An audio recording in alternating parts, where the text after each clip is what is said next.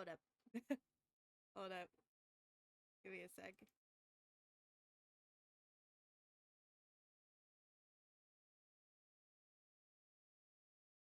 Alright. Let's see. Is it working? Are we working here?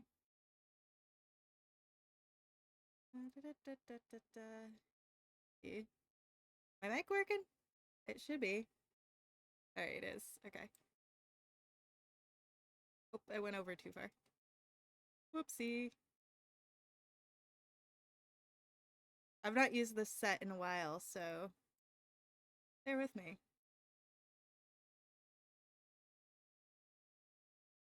Alright, there we go.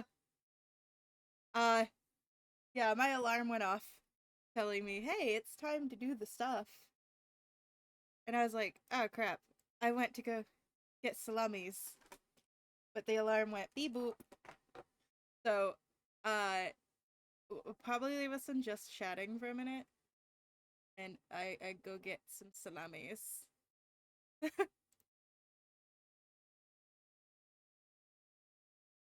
I was busy picking something out of my teeth and that I didn't notice was there when I brushed last night. So, yeah. Yes, I will be right back.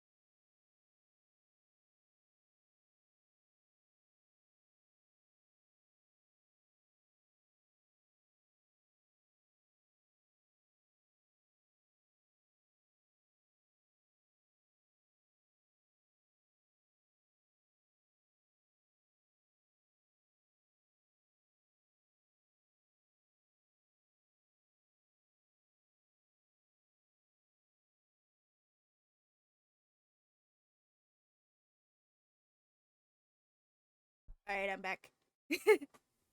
Back with a toasted salami and Swiss on a bagel.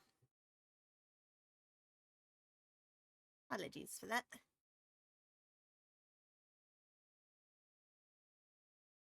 I don't mean to look angry. I really don't. I'm sorry. Ah! Wait a second. I'm untangling my ox. Got tangled.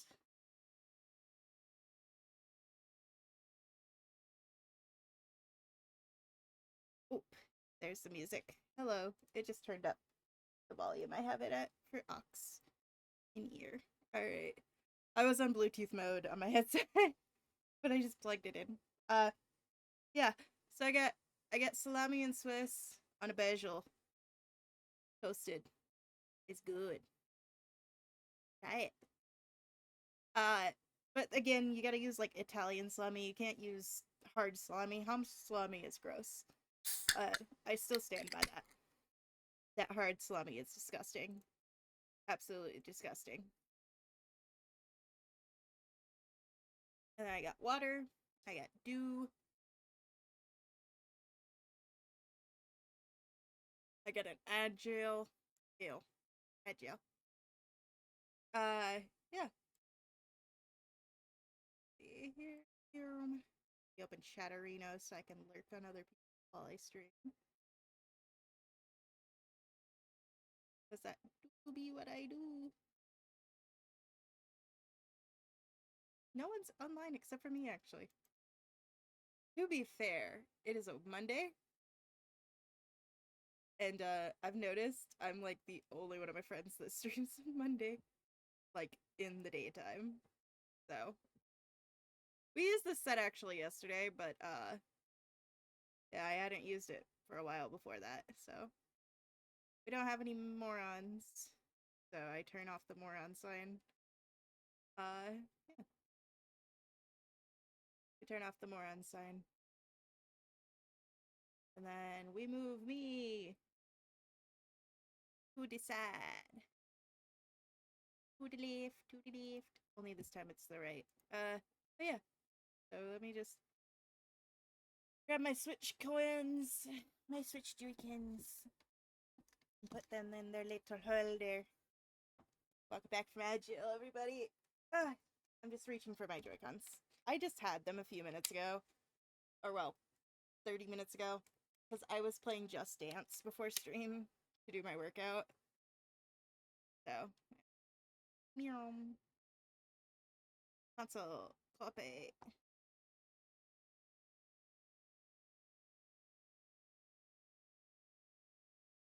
There we go. Yeah. Then we go to Animal Crossings.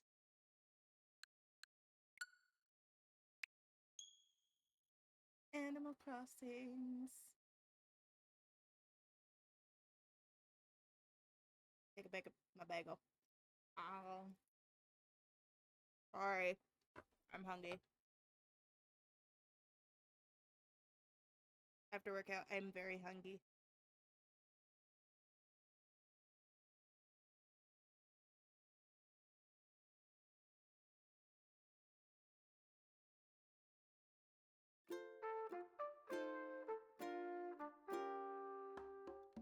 Hi, kitty. So, I cleaned my floors this morning, right? Pause this because the music in this is great. I cleaned my floors this morning, right? First thing that happens after they're done being cleaned, one of the cats walks in and pukes on the tile floor. I'm like, yay, it's on the tile. It's not on the carpet. But also, boo! You puked on my clean floor. I just cleaned that. Why would you do that? So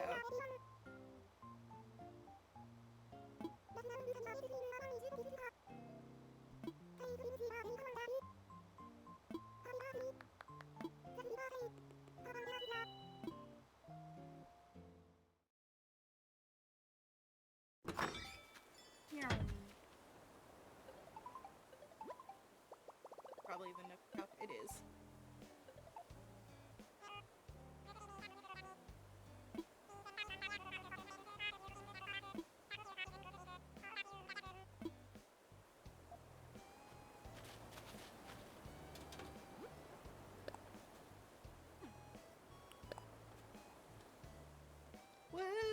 S tier. It's 2 weeks in a row of S tier. I'm quite happy. Actually quite happy. It looks like I'm angry because I'm chewing. I'm sorry.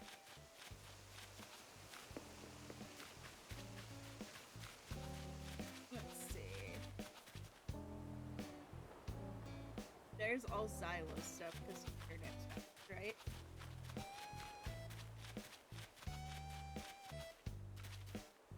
There's a weed. Yeah, weeds. Oh yeah, I gotta change categories. Whoopsie.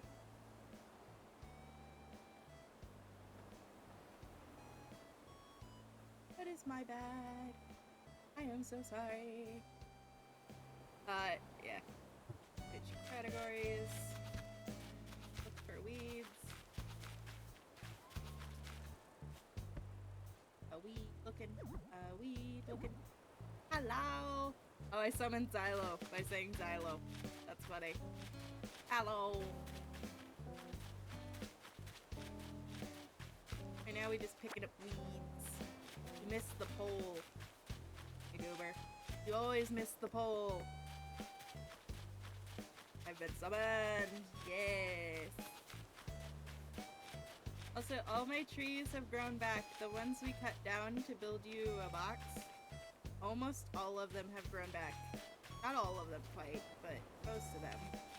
I think some of them are too close together. I think I'll space them out real quick. But I'll put a trash can in here too. I have that trash can still to put down in here. I've been Elden Ringing. Ooh, how is Elden Ringing? Is it miserable? I only say this because I've watched Stux and everybody else play that game, and just be sitting there going, it's so hard. And it's like, well, it's a Souls game.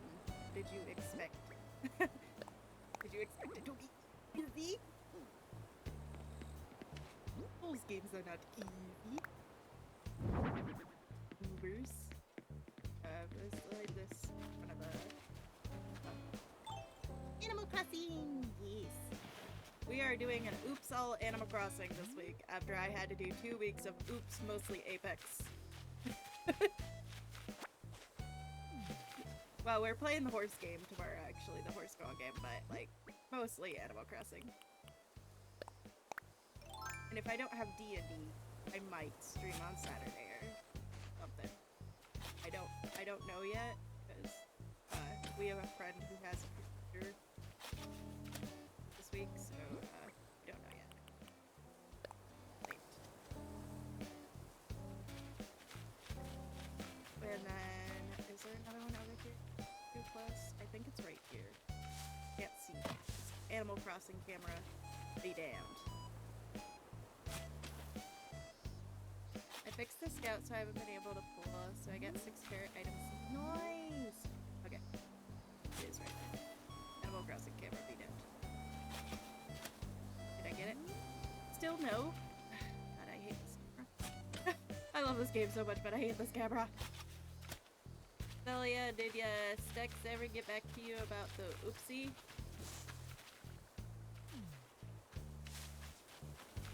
Or is it still oopsie? Mine is turned on right now, so it's not the server that's down. I did check that this morning. No, that doesn't mean you guys can fill it with song requests when we're not playing music right now. Please don't. Alright, let's see.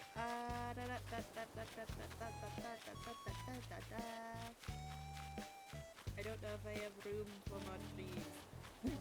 I think I filled it with too many trees. Oh no. Trying to replace the trees. And I think I put too many trees. I'm putting one over here. See if these grow in 2 days. Not, I gotta move them again.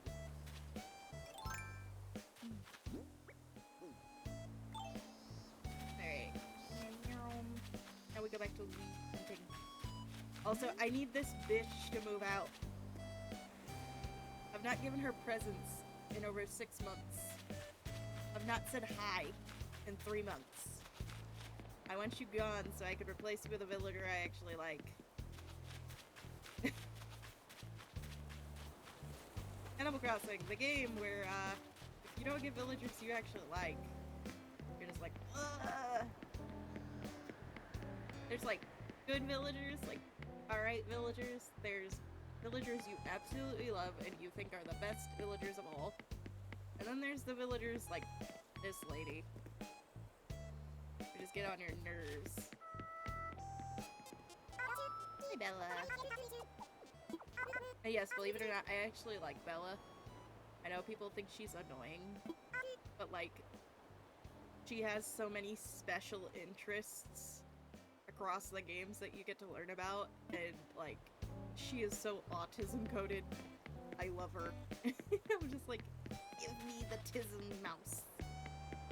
Here's Olive. This is also one of my ones I had on the list that I got a couple years ago, finally. We're gonna chat. And I'm going to give her... He's been chasing butterflies.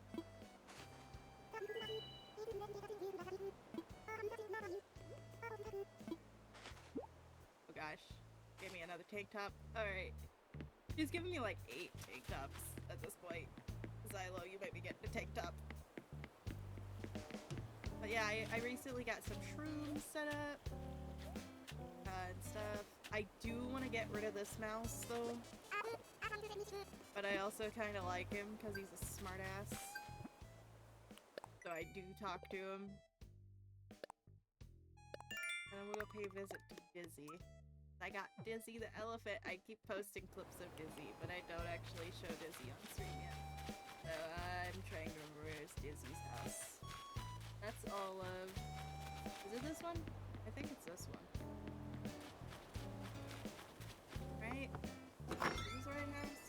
I believe this is Dizzy. This is Tex. Tex is very confused.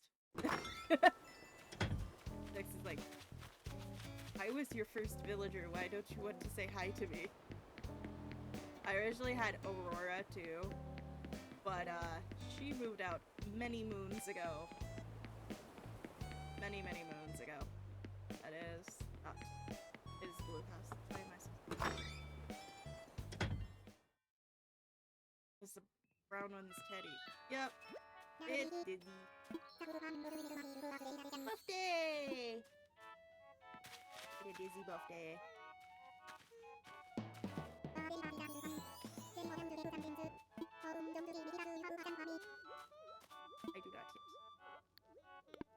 I forgot today was the birthday. Yes, I can! I can so bring you a present later.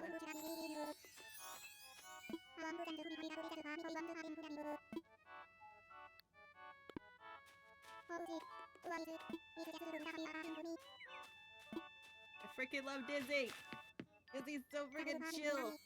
I will be right back!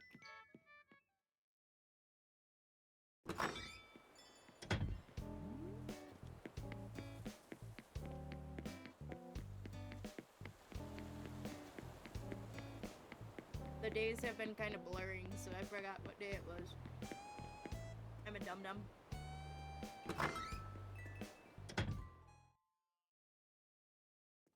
I can pick your brain later because I am dumb. Well, that makes 2 of us that are dumb, and the 2 dumbs make us smart. So yes, pick my brain.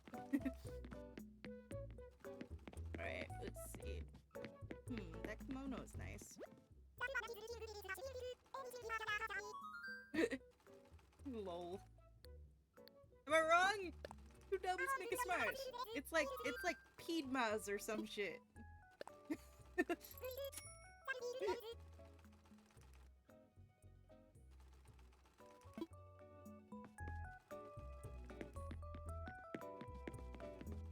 Right. You buy a nice pink kimono.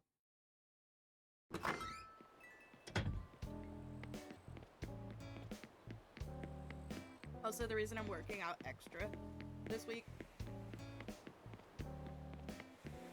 because, Fry's, our local grocer, our area, we have Fry's groceries. And, they did buy one, get one on bagels. And they also did buy one, get one on bread. And I had a coupon to use on top of that with the bread. So I'm eating hella bread.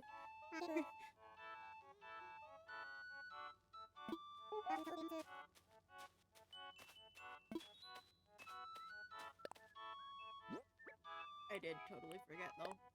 And I was not about to give you a sports tank top.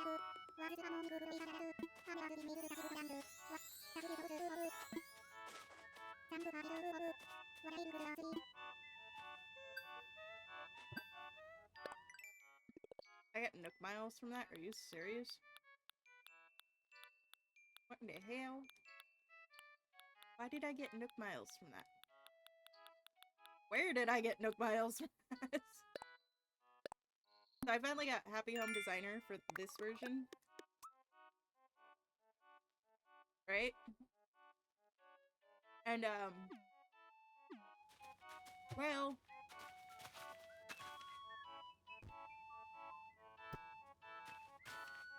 I have been,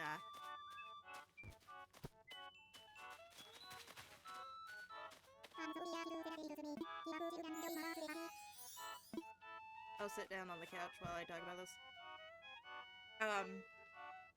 It just expanded my Nook Miles catalog so long that I'm sitting here like, I was half done with it. I was half done with it finally. What do you mean? I got like 200 more entries.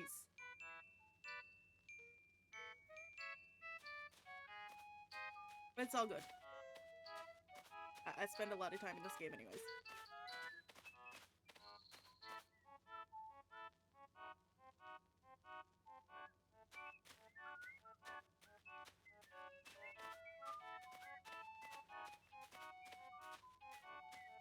Me 5 years ago when I was streaming and I was strictly a Resident Evil streamer. Why don't you play Animal Crossing? You talk on Twitter about playing Animal Crossing all the time. Starts playing Animal Crossing. Starts playing a variety of stuff, but mostly Animal Crossing. It always comes back to Animal Crossing.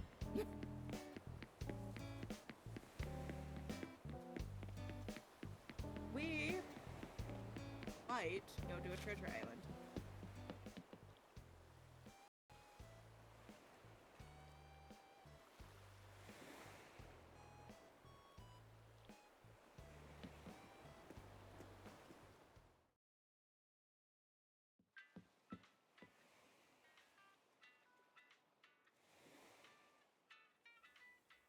First, let me see if any good treasure islands are going on. Because they do rotate out, usually.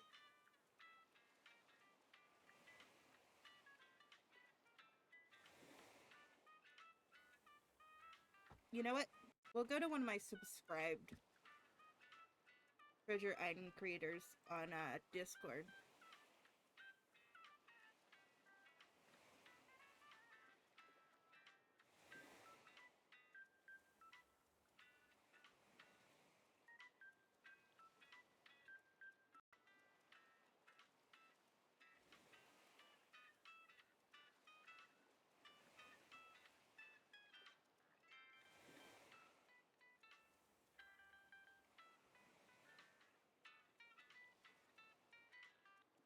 Yeah, you were gonna do that through Mix It Up.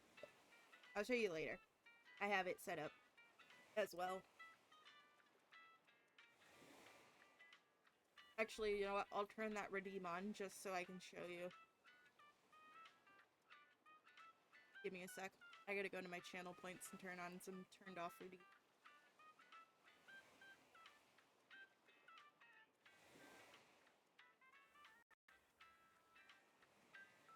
Num num num num. Swiss cheese. And yes, I know some of you shit on me before for liking Swiss cheese. I like Swiss cheese. Get over it.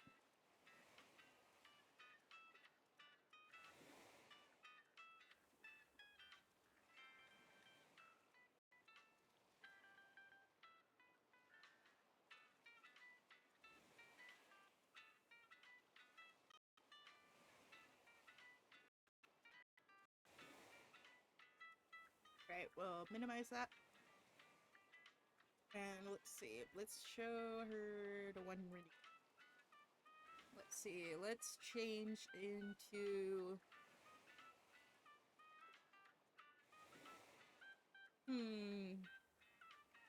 Trying to decide which one of my alt models I should change into.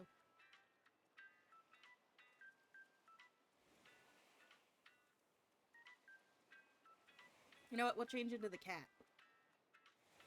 It should work. I have MIP turned on. MIP! MIP! Respond!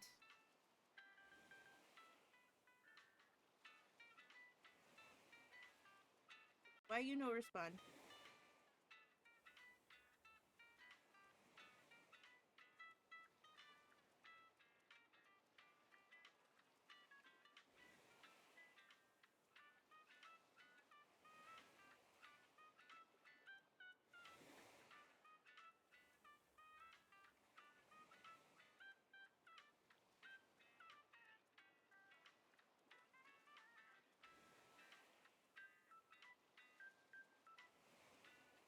Alright, the cat one is broke. Hold on.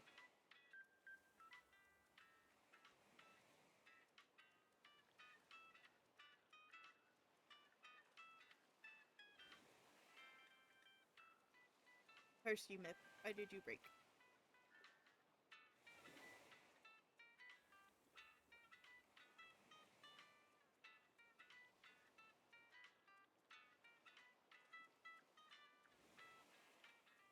I believe that is the right one. Hold on.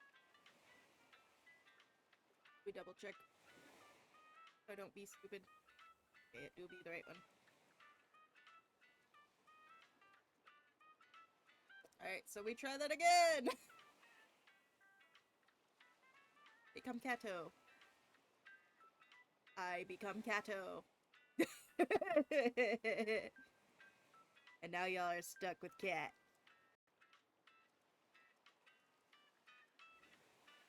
This is just for demonstration purposes for Celia, because, like, yeah. Show her that, yeah, I do have these set up. I have other ones. The one that's used most is Fu Shuang from Honkai Star Rail. Been redeemed like 3 times. It costs a lot of points though, so it doesn't get redeemed often. I thought about turning the cat mode into a cheaper price. I don't know. I've thought about it.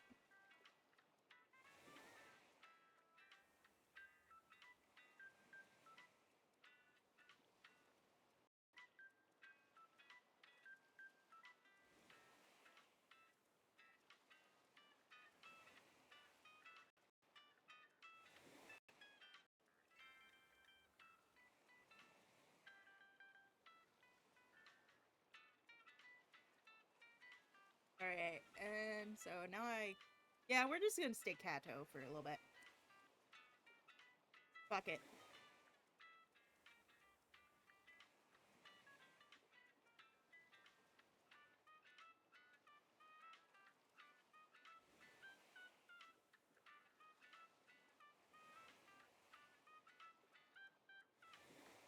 Time to open this, Animal Crossing Discord.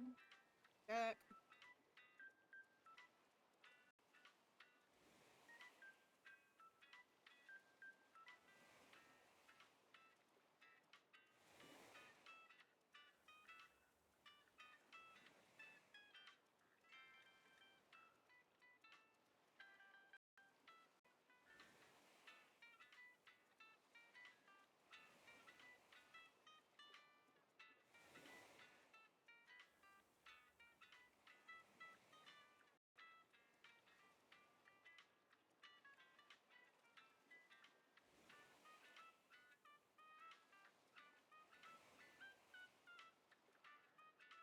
We'll go to Victoria today.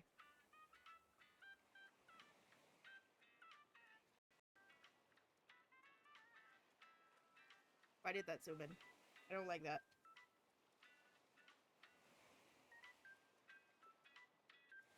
Excuse you, OBS. Do not zoom in like that ever again. I don't like being zoomed in that far on my face tracking. Feels weird.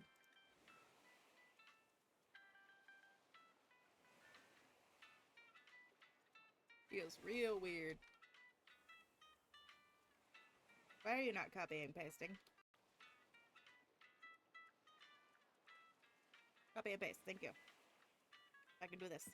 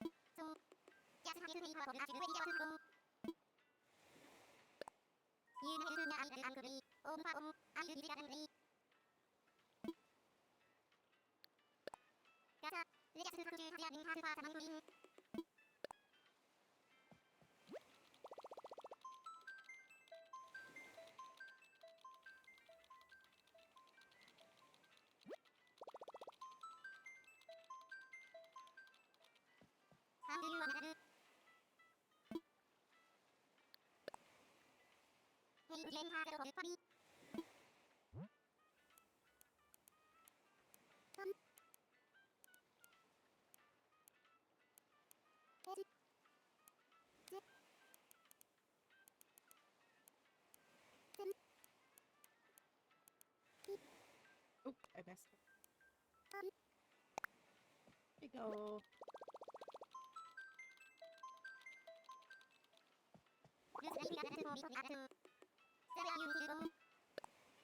Mm-hmm.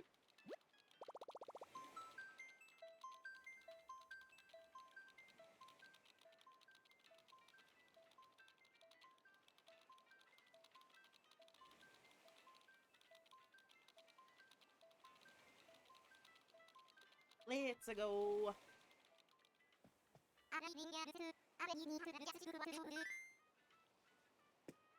And it's only like $1 or $2 a month. And I play a lot of Animal Crossing. It really is worth paying for the subscriber only islands.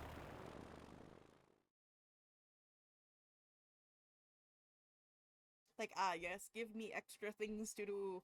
I already have lots of things to do, but I'd like more things to do.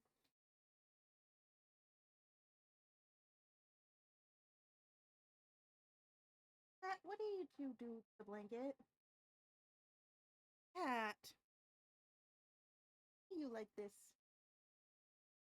I'm gonna take a picture of you. Uber.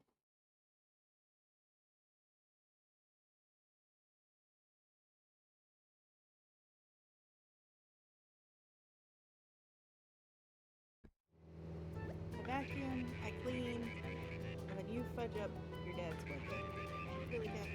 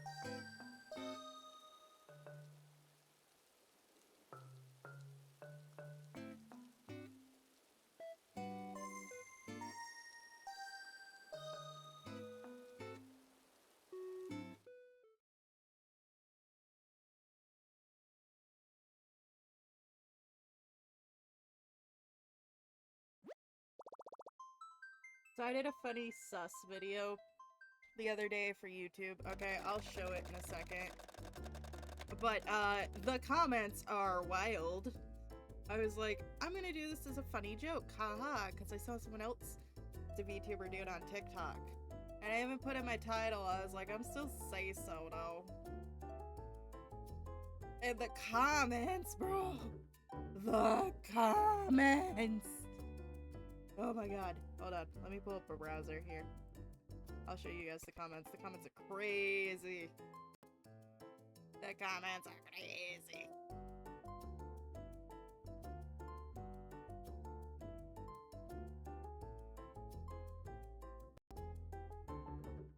Comments are weird. Alright, so here's the video. And it's supposed to be cute, right? It's supposed to be like a Dom sub joke. Why is there a cat on my screen? Well, you see, there's a redeem called cat mode. Where I go from just being a cat girl into being a full-blown black cat.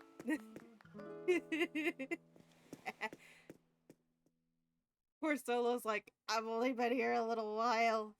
What is this cat thing? Alright, let me show the browser. So I did this video, right? Browser is showing, right? And let me switch screens. Alright, here we go.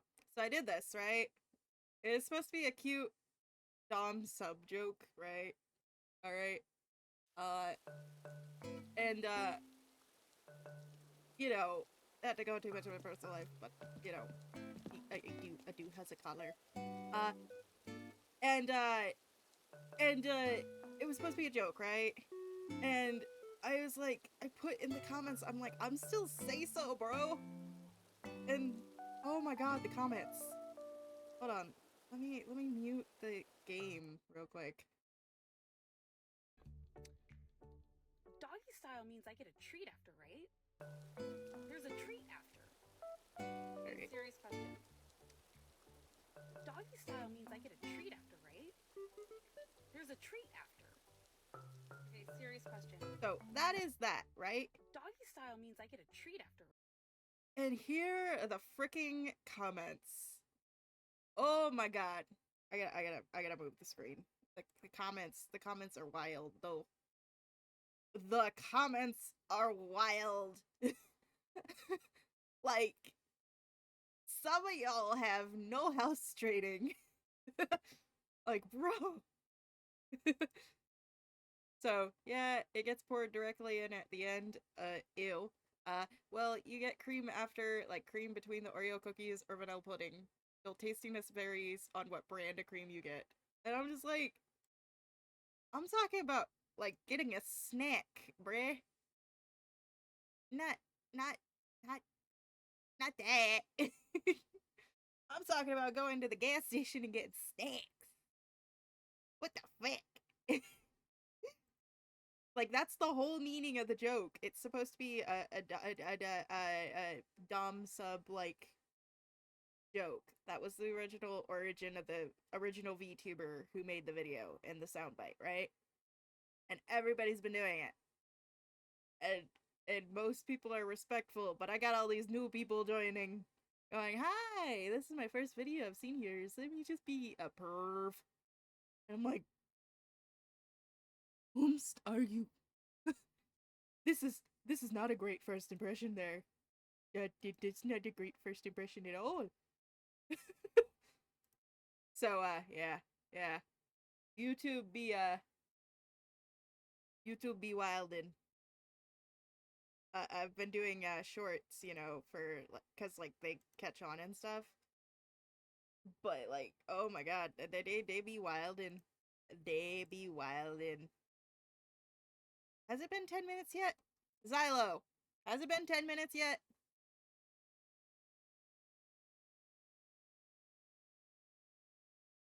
Are we done with our 10 minutes of catty time? Oh, that doesn't work on the cat model. Hold on, I'll set it up for the cat model though. Hold up. I will give you 2 free pets. This one is used so not often that I don't have it set up.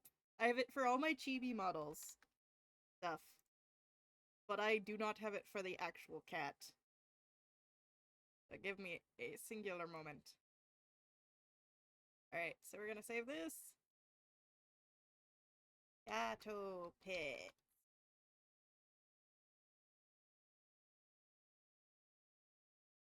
I'll be gato pits. And then I save it as a hotkey. Pits.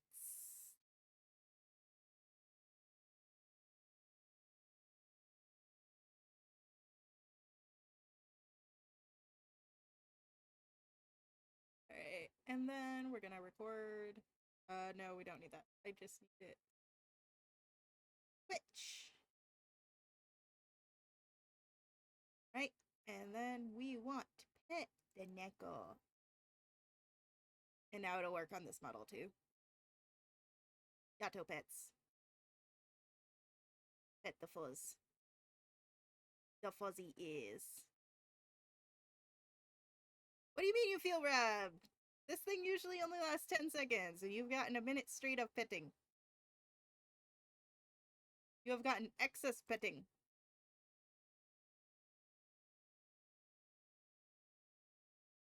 There's much pet. If this becomes a thing that gets used more, like this model, I've thought about making it cheaper. I was talking to Celia earlier in chat about that. I've been thinking about making it cheaper.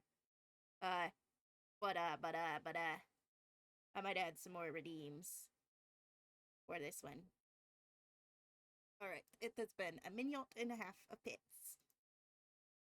I might make it longer. And is that a grown man with a binky? You know what? We don't kink shame here. We don't kink shame here. We just say nothing and keep it moving. We don't kink shame here. Unless there are actual children involved, we don't kink shame here. And if there's actual children involved, then we get violent and we, you know, we may or may not castrate someone. Which if somebody comes into chat is like, oh, that's mean. Nah, bruh. Nah, bruh. Being a pedo is mean. Go take your pedo sympathizing ass somewhere else.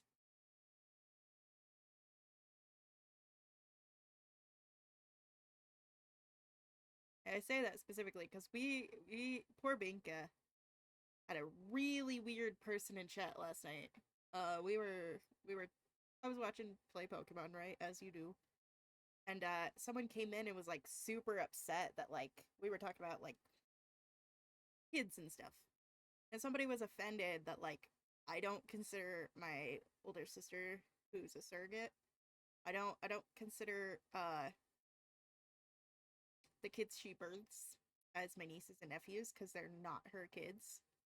She immediately gives them to the parents who adopted them before they were even born, you know? And so he was like super offended by that. And we were like, the fuck? What do you mean you're offended by that? Why are you offended by that? Like, they're not her kids, man. They're not her kids.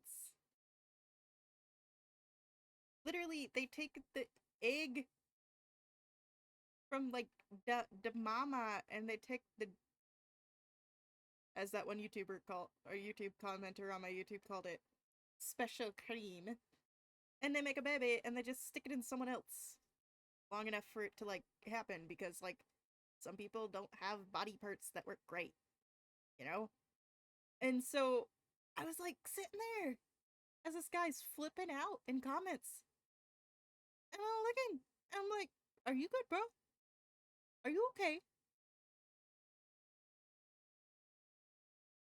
I I think you might need a therapist. And I don't mean that as an insult. Like, some people like to use that as an insult for people like me who have, like, BPD and stuff. Like, oh, you need a therapist. It's like, joke's on you, I got a therapist. And that is why, despite my disorders, I handle things more emotionally maturely than you do. But, like, I was sitting there, I was like, bro, why are you so mad? Why are you so mad? Like, why are you so angry? Why are you angry? They ain't even your kids.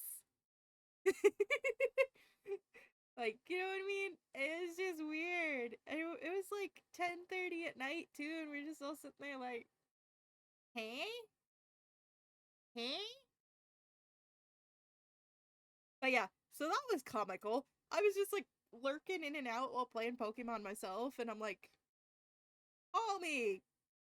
What the frick? You good? It was just so weird, man. And I'm just sitting there thinking to myself, man, some people got mad audacity. Mad audacity.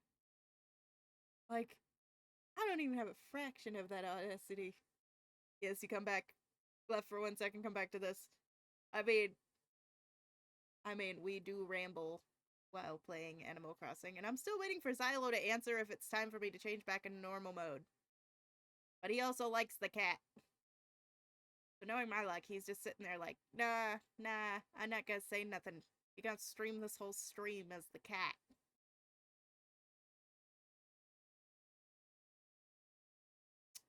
I am highly suspect that is what's happening, because I tested the cat. See? See, I told you.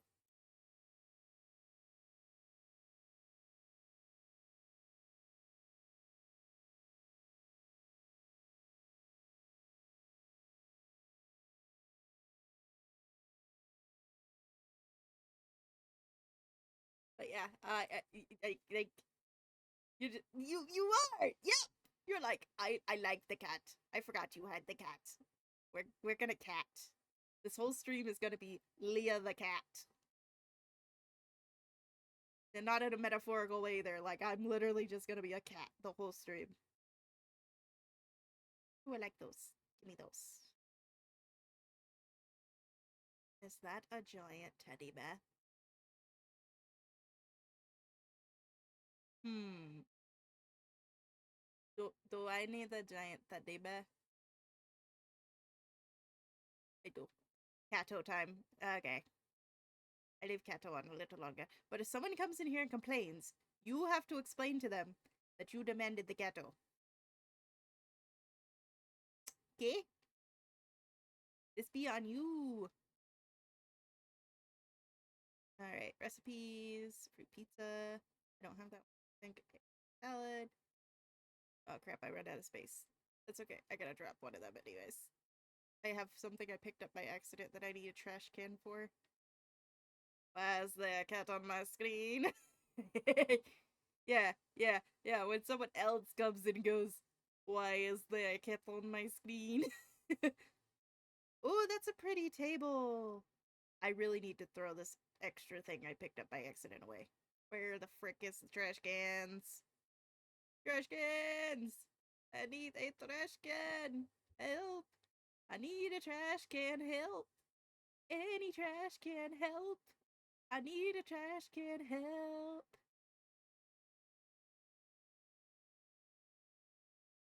Oh yeah, I forgot to unmute the music on the game. So you just hear my really weird, goofy parody singing. But seriously, I need a trash can. Where are the trash cans? Treasure Islands usually have trash cans, especially the ones by Sakura.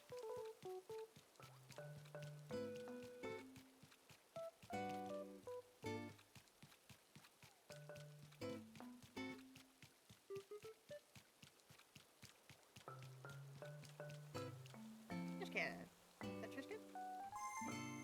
Oh goddammit, somebody's leaving. I find a trash can and somebody's leaving. That is my luck.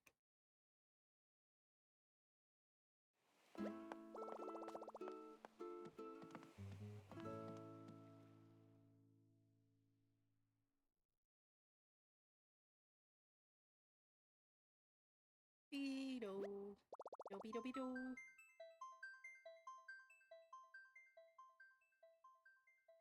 Da da da da da.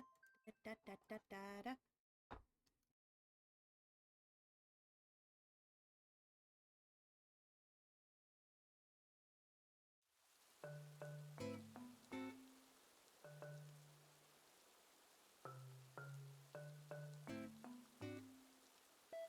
Alright, is this a trash can? Please tell me this is a goddamn trash can. Is that really not a trash can? Where's the trash can?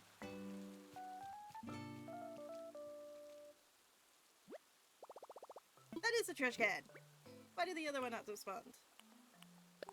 Toss that. We toss that.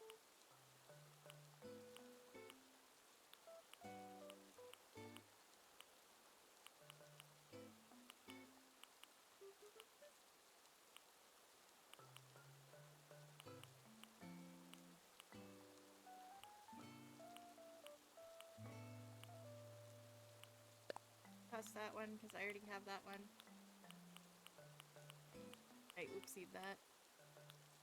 By the way, check. And now I can go grab more crap. Yeah. Oh wait, is that a bamboo speaker? Hold up. Give me. Give me. I already lost 2 of my slots. Oopsie.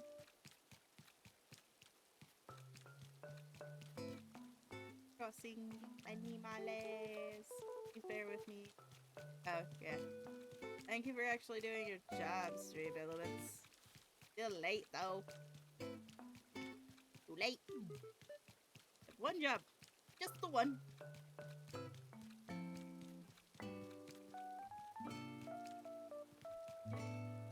Bolting pole. Veggie basket. Cookies. Veggie crib. No, we'll get the crib. How many spots do I have left? 0! So we go back home. I technically could learn the recipes on the island, but that'd be kind of rude. You know what? Okay. We'll learn a couple of these.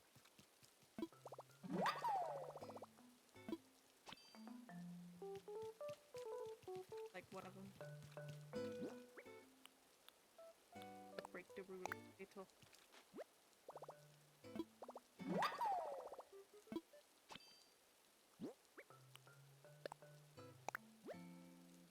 Already know that one? Okay, I gotta throw away the coconut cookie.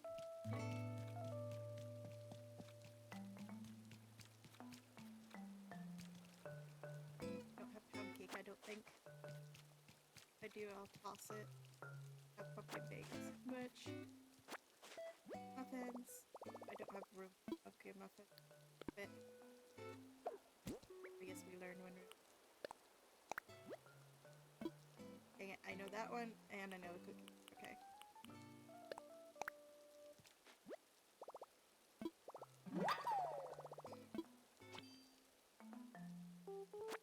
Cakes, and then we go over here, back to the trash can. I'll come and grab some shroom ones. I know I'm breaking the rules, but I am the one of 2 people on this island right now, so... Bleh.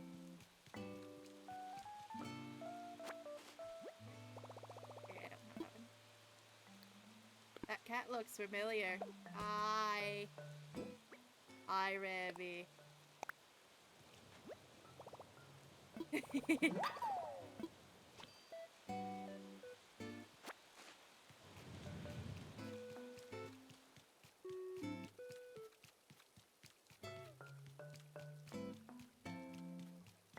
Traveler, is that you? Oh, yes, I am your cat in disguise. I have become a VTuber and traveled to another universe. Alright, I know that one. I know that one. I trust those.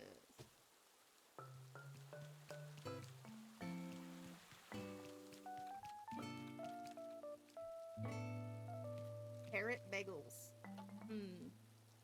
We'll take carrot bagels. Carrot juice.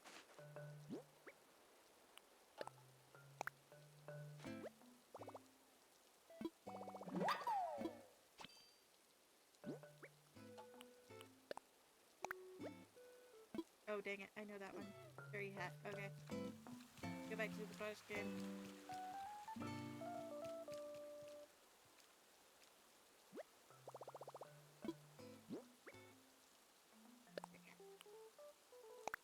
Oh.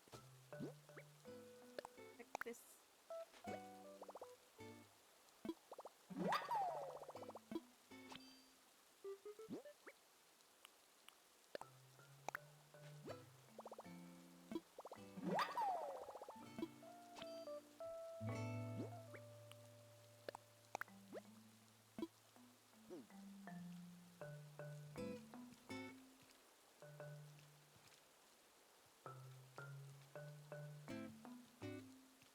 can't throw shit in the trash can.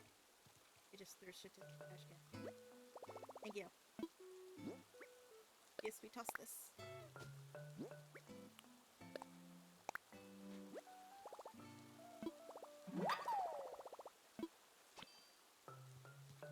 You know what? You know what? Just for the bit, I might name this cat Traveler instead of it being Leah Latigato. Just for the bit. It's a thought. Oh, look, I can fish. Y'all don't understand. It's been so long since I ate fish. I'd rather not kill my housey.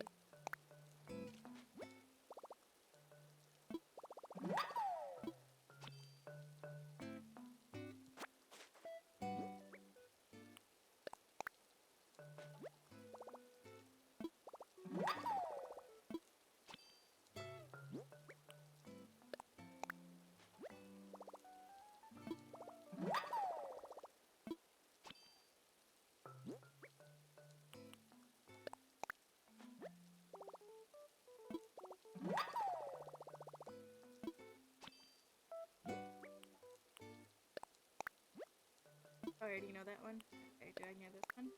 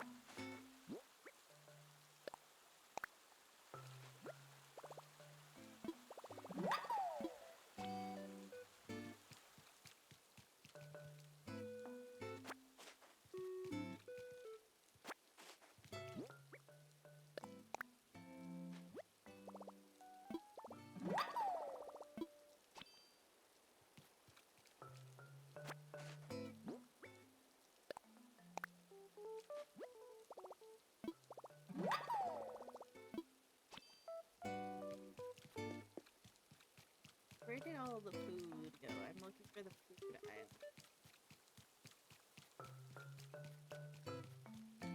Like the bagels and stuff. Ooh, is that a cinnamon roll? No, it's better. This is a Japanese island, so the island's kind of dark. Which, yes. Yes.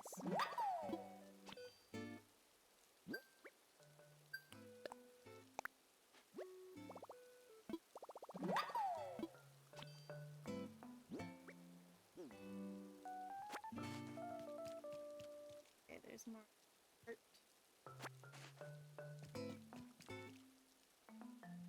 Cake.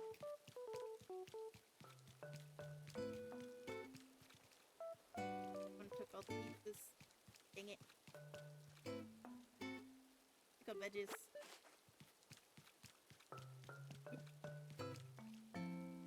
I already know pear jelly, I think.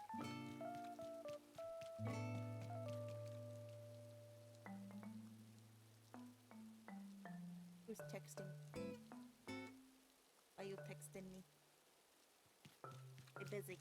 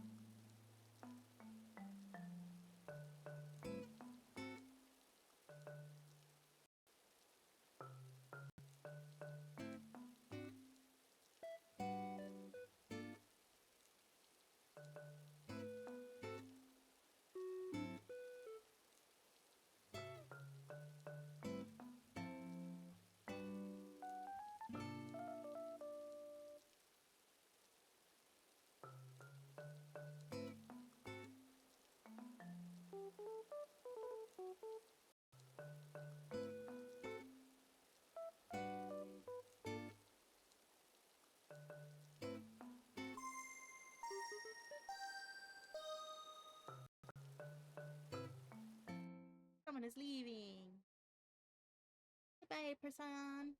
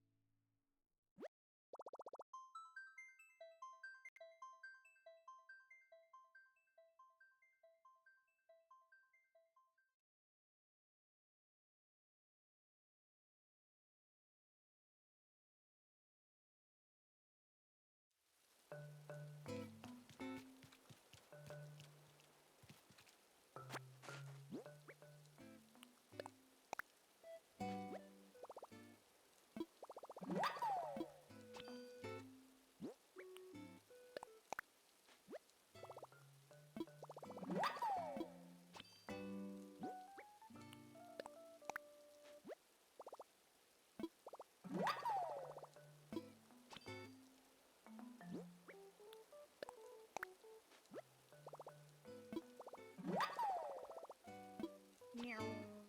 Alright. Holy flooring. Holy flooring.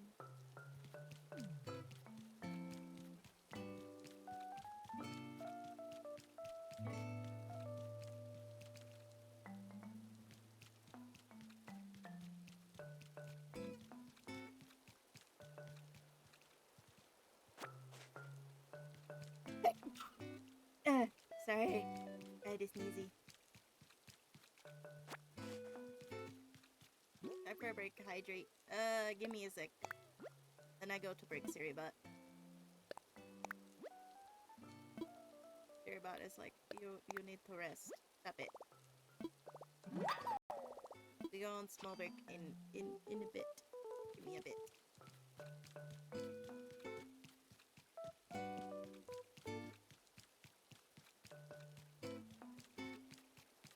Hold on. Is there a better hardware building table here? Better DIY table? Of course we goes. Suspicious. It is not suspicious. It is just a cauldron. What do you mean it's suspicious? Alright, let's see. Let's see. Oh, give me that. Give me that. Actually, give me this coffee table.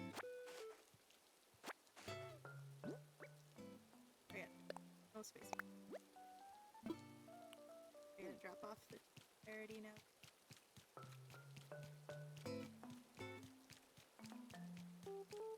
Ooh, the trash can. Is that a moon? It's a moon.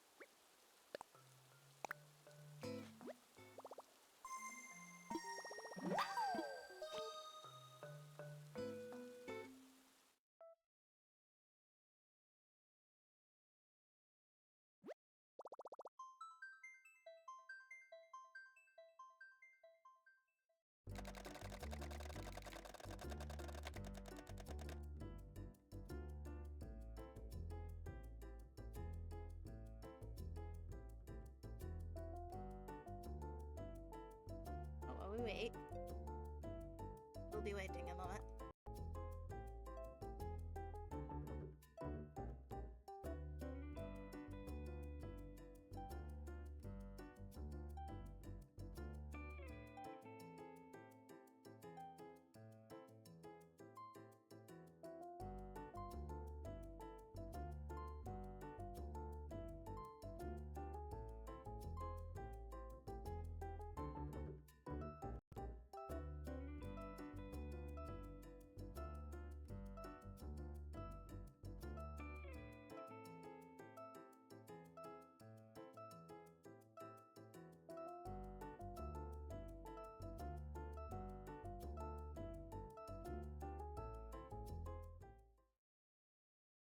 Wi-Fi for sure, taking a while.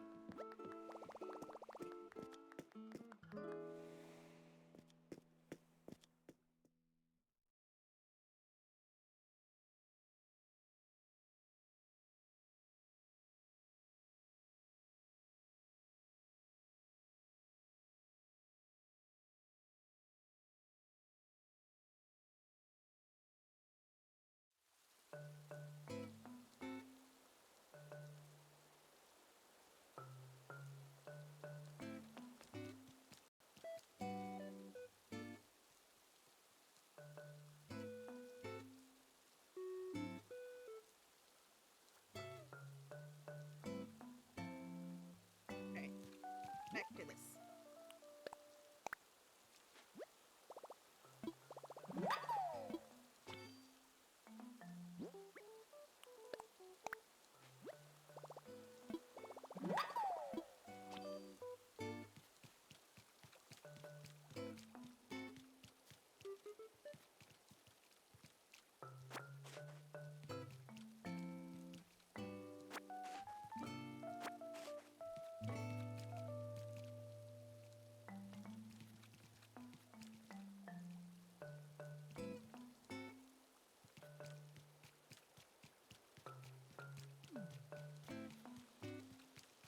Where is the moon? I need to see the moon.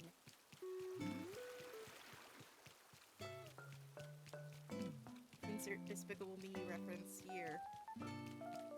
We are going to steal the moon!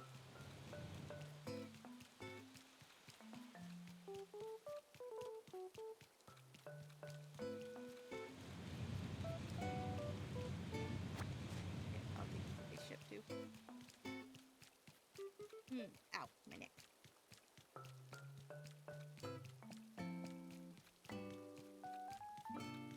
Are those turnipings? They're turnipings.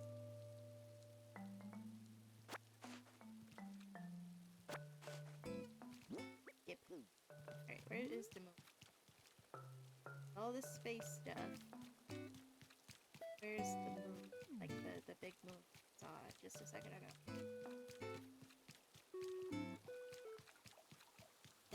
We walked past it. Big glowy moon. I saw and I said, ooh, there's the moon. Did I really lose it from this big ass island? Don't tell me that. I want the moon. Oh, okay, I gotta learn.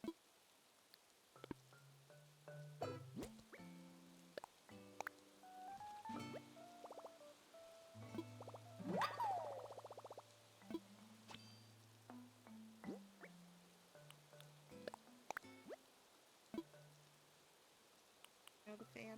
Okay. I can get rid of that. Where's the Nook's Cranny? Also, I need to find the Nook's. Did I just walk past the moon? Gosh dang it, where is the moon? Where is the moon? I want to steal the moon.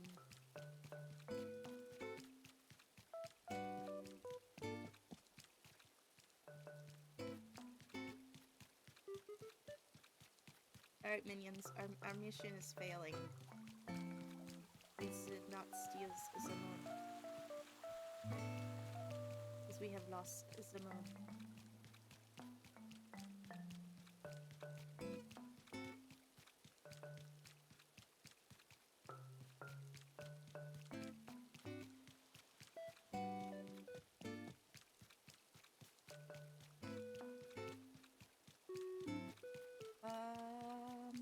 Is the moon, the moon.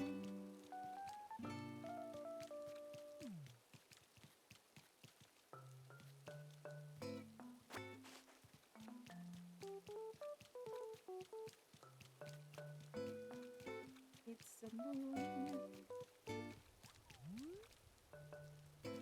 We're looking for a big yellow glowy rock. Big yellow glowy rock.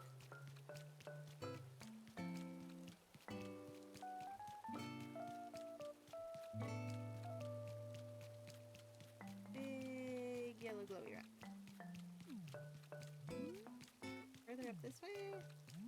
I walk past it? Somehow, some way, where?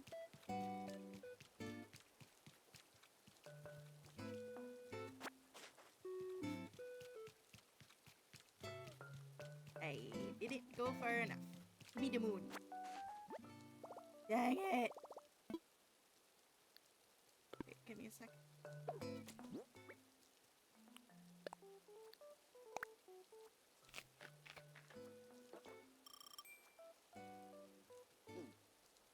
Dang it, that didn't work. Okay, I have to learn something.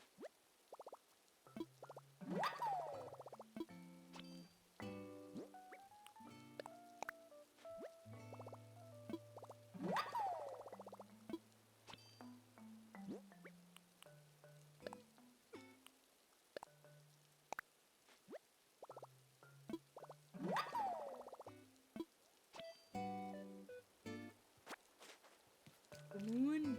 We have stolen the moon! We successfully have stolen the moon. Alright, alright, alright. We have stolen the moon.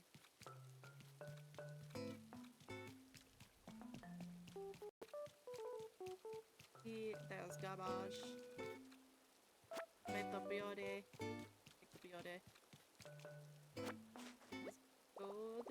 Ah, crap, I gotta learn some stuff. Okay. I will learn some stuff and then we will grab materials over here.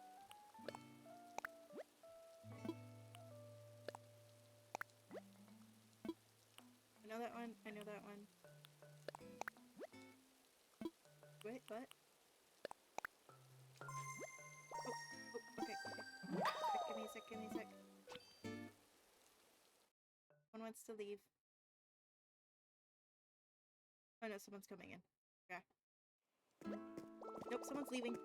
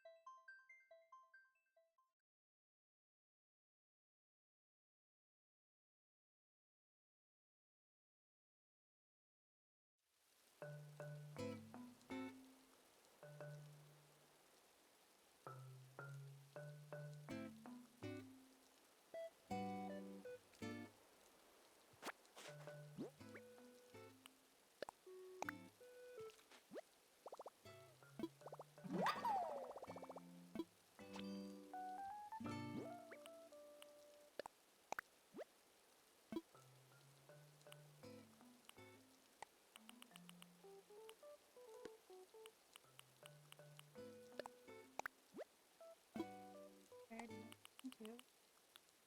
Dang.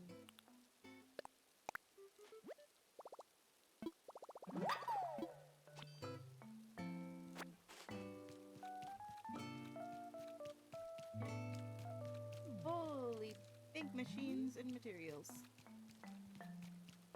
So where is Nook's Granny? Granny up here?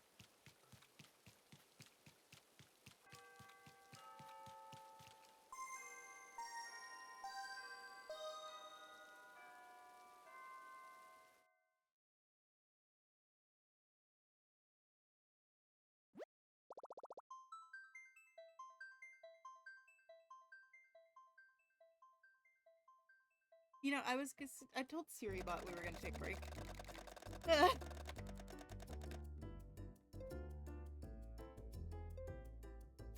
Let me get a few more things. Just a few more things, Siribot. I promise I will take a break.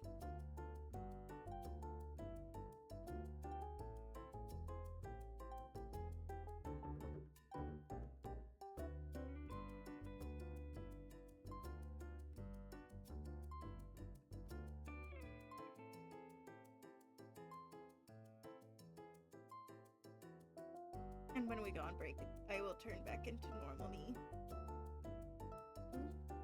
Stretch! I can't believe it's been almost 2 hours already. Holy crap, okay. Stretch.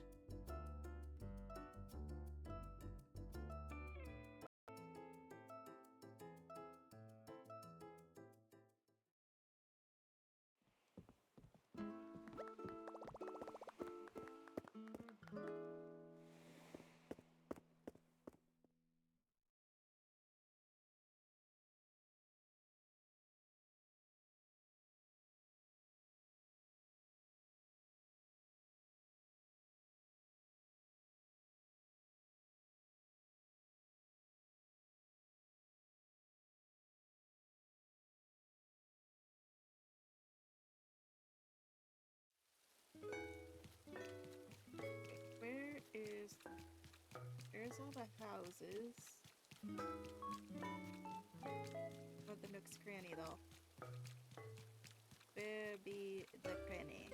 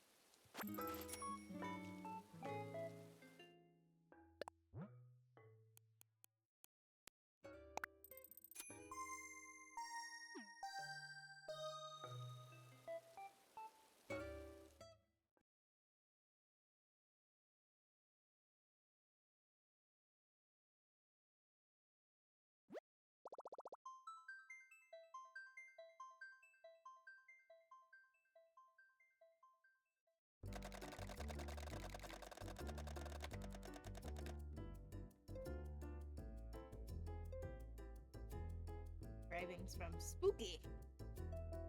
It's get spooky. It's the middle of July. Halloween. It's time to get spooky. I need to make a particle effect for Halloween this year. I really do. I should. It'd be cool.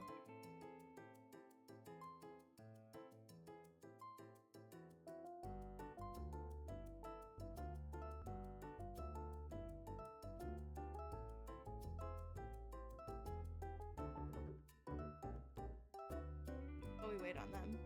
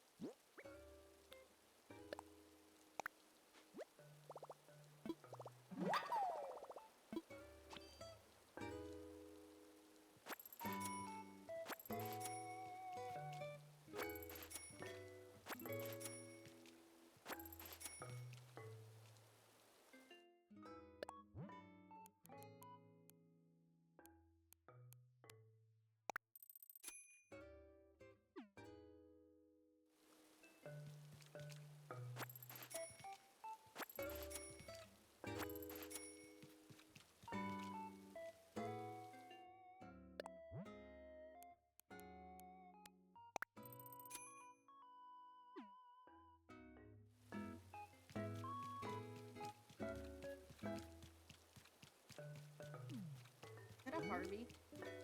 Is that Harvey? Yes! Hi, sir!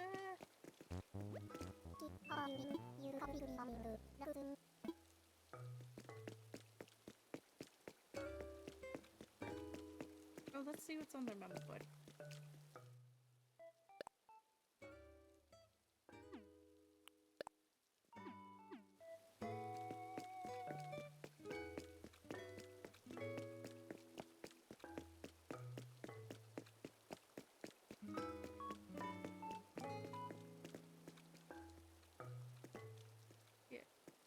They're the empty houses. Sad. Oh no, they're not. They're just glitching. Okay. Who's in this house? Boys. How about no?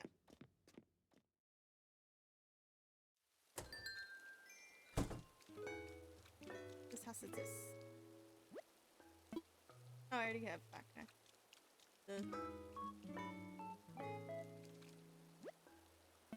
Judy.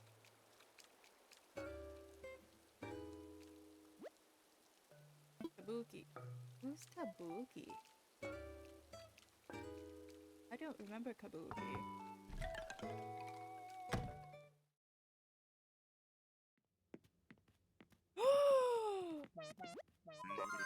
He's so grumpy, I love him.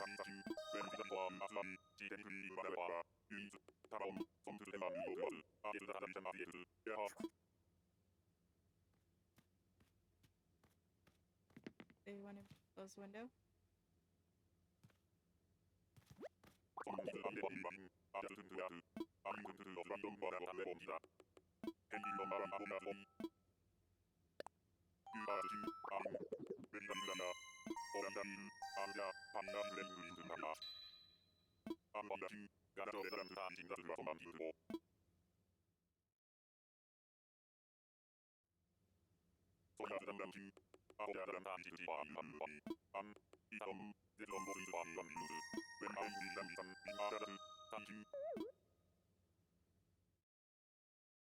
Just say I ended the conversation the first time, but you still didn't leave.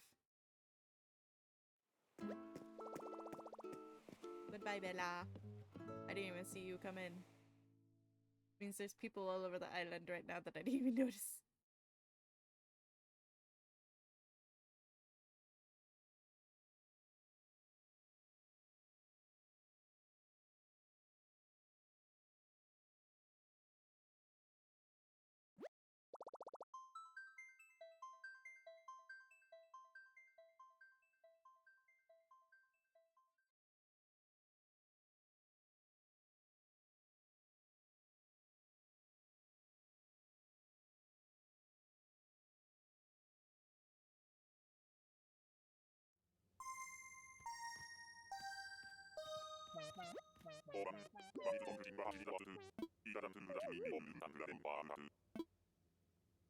I want the kitty. Another person. Ah, dang it. I had to log on in the afternoon instead of during wee hours. Had to go on the subscription islands during like normal business hours.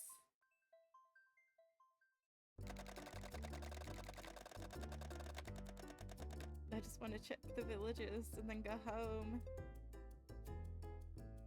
Want to peek at the villages and go home.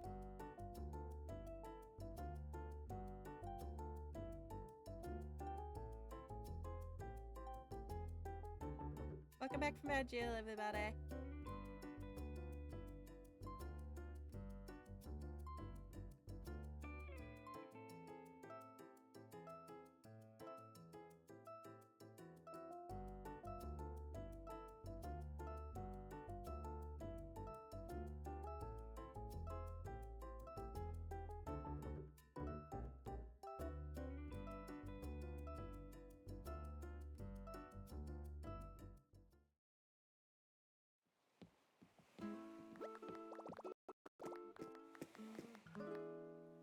Puerto Rico.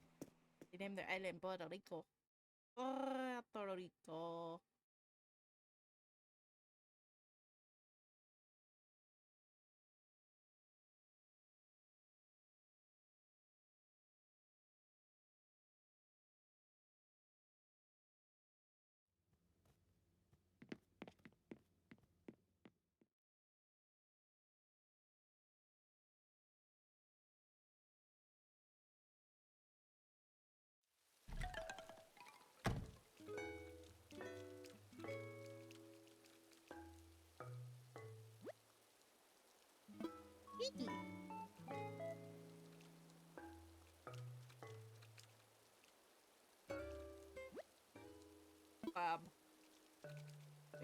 As a purple bob? As a purple bob? Purple bob! There is purple bob!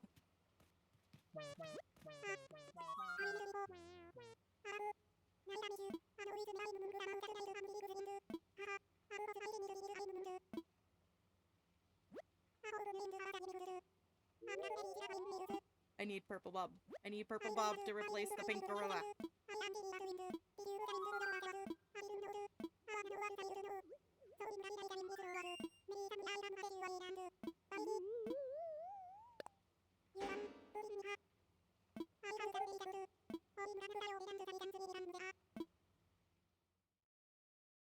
Please let me have purple bob. Please let me have purple bob.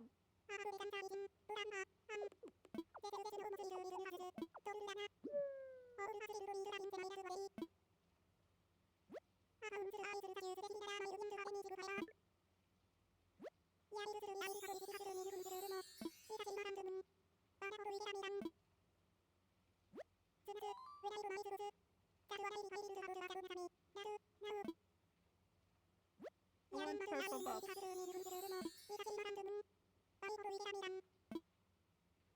I want purple bob.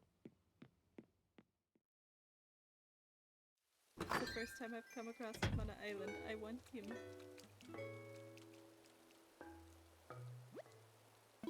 Lolly. Yeah, nope. Angie. Is that? Where is the Zanook?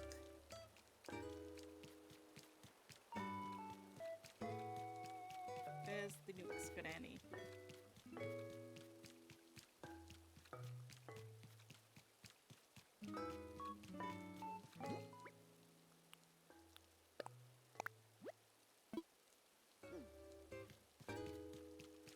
Is this a trash can? Or does this just bring me to the front? This brings me to the front. Cool. Awesome.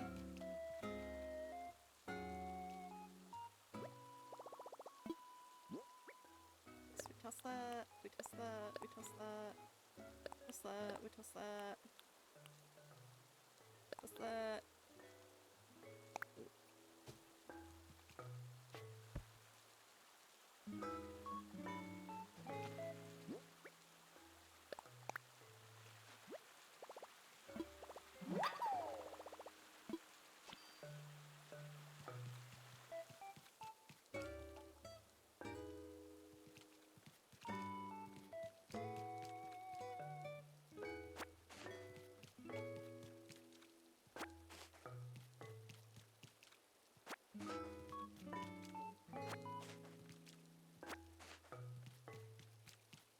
Alright, and now we go back to looking for that DIY table. I could really use a better DIY table. Is that it? Is that it? Is that it? Is that it? Yeah!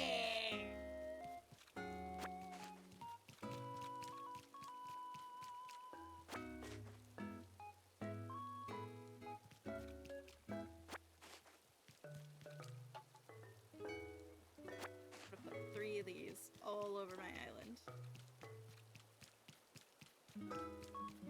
I know I could technically go into Tom Nook's office, but I don't want to do that. I really, really don't want to do that.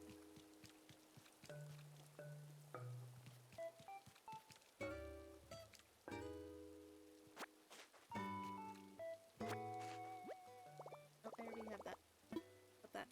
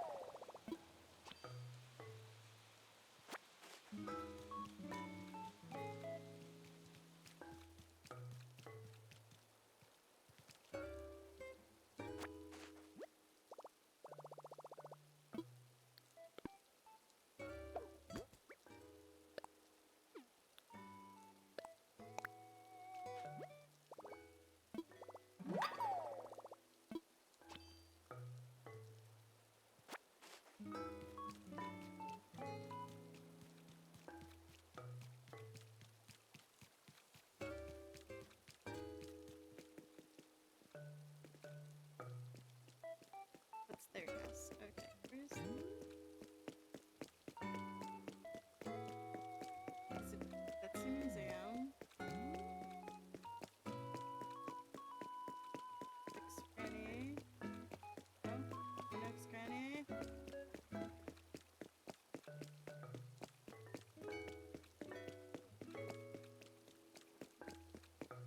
Gotta be over here somewhere. Right? Also, I need to toss. Just toss the...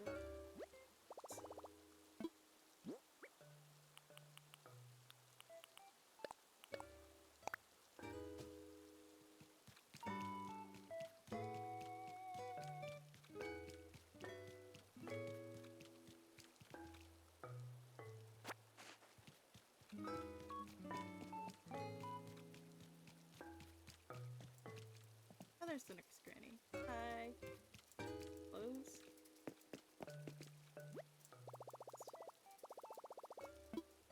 That's closed. And again, it is a Japanese island. Like, I don't know what I expected.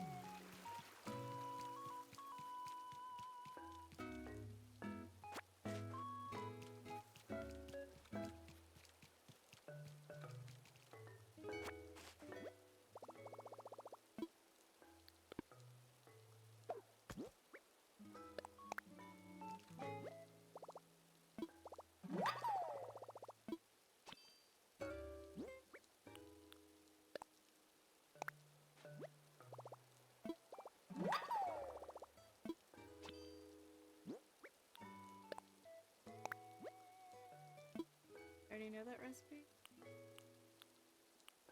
Okay, what about this one?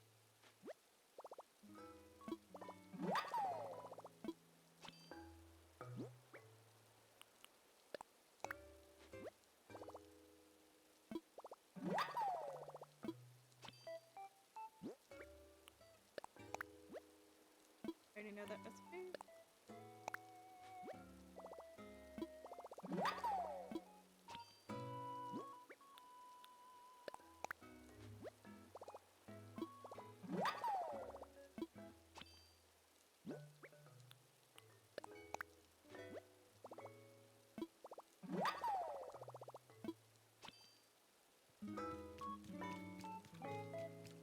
Hello.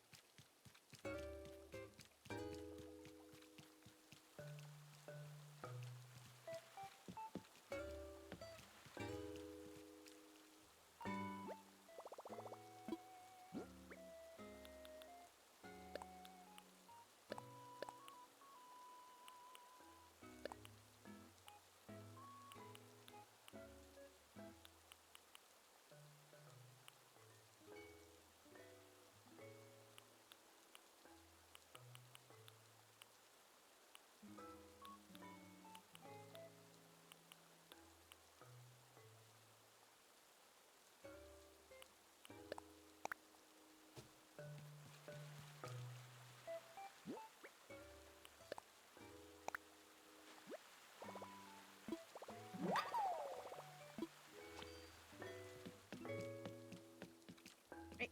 Back to the home island. Shh.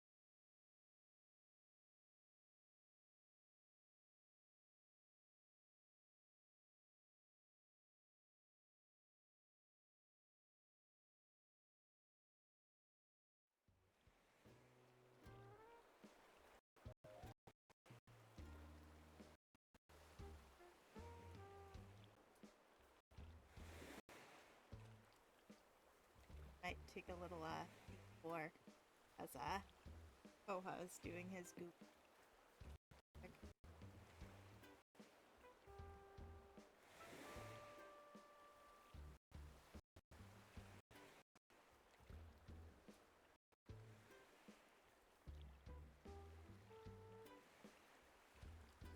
We'll mute this real quick. We'll pull it up. Let's see. Where's Xoxo? Xoxo.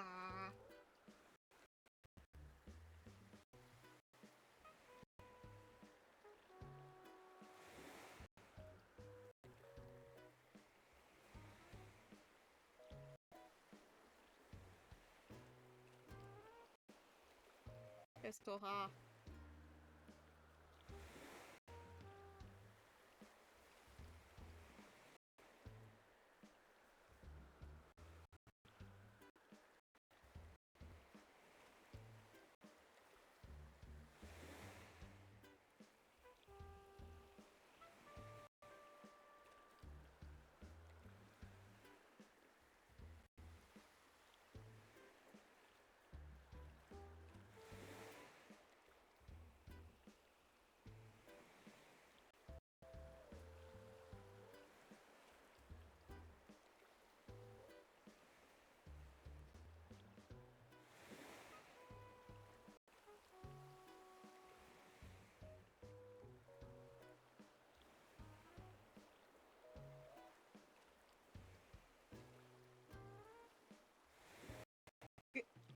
Yeah, he's doing that goofy stream. Alright, let's learn all these. Put stuff away.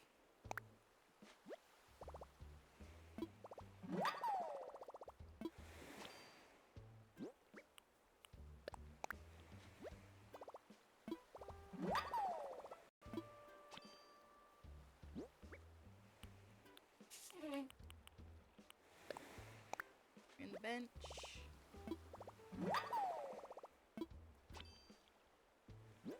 I know I said we were gonna go back to normal me, but I decided chibi me was more fitting for Animal Crossing, so yeah.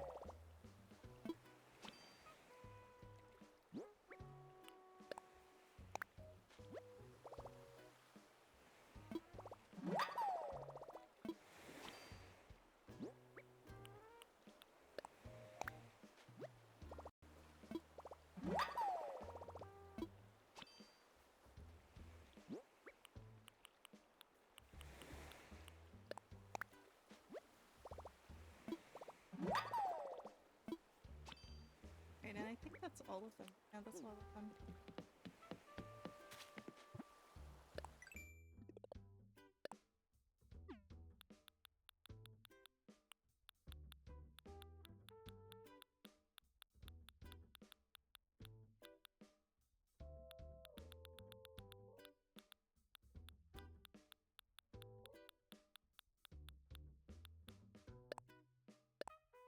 Woo! We finished the cookbook.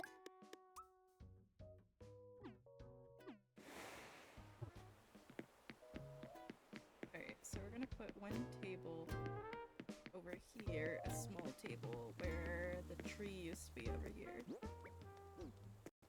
Just so, like, there's something in this spot. Mini DIY. There we go. Yep.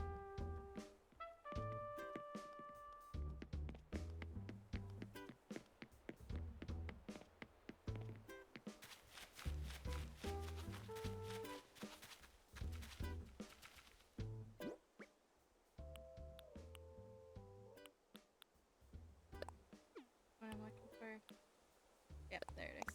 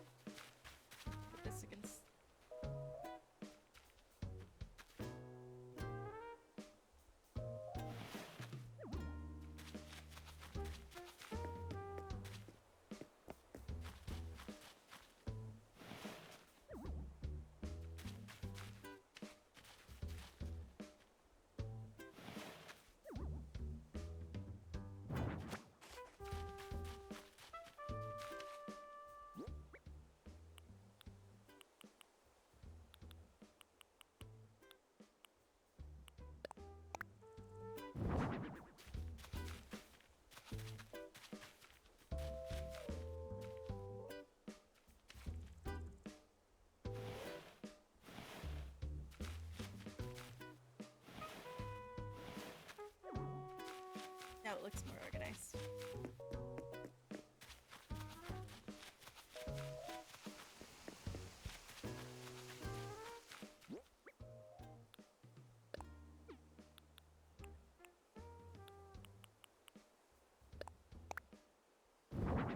There we go.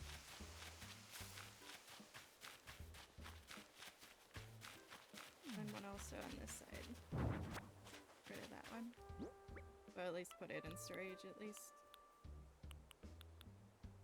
Anyway, work minute.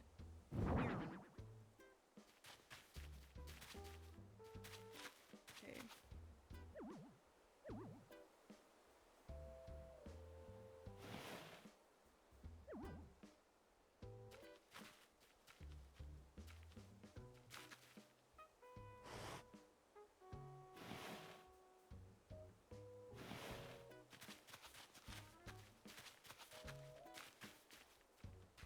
Look, it's like a real visual representation of furniture.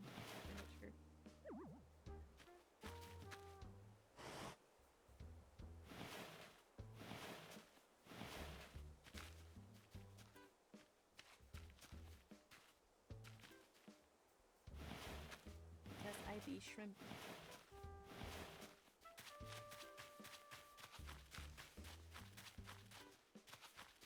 Alright, and cutting board and stuff just goes inside. There's nothing left to go outside. Or maybe the bamboo speaker. Maybe. Alright, so what we want is we're gonna go into this room and we're gonna put up the rack.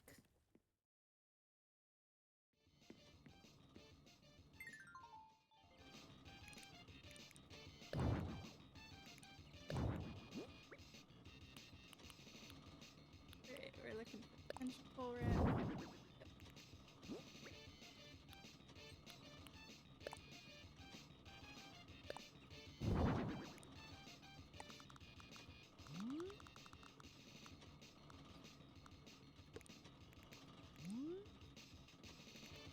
Alright, and then after that.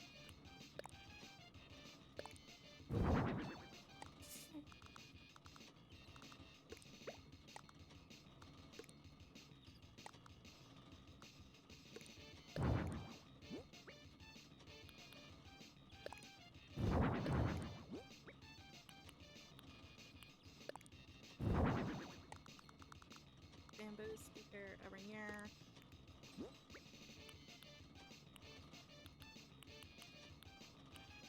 This away.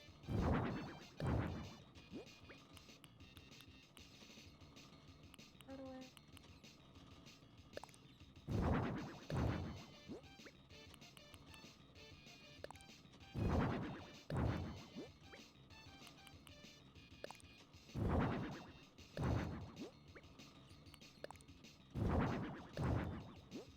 Yeah, those did need to go outside.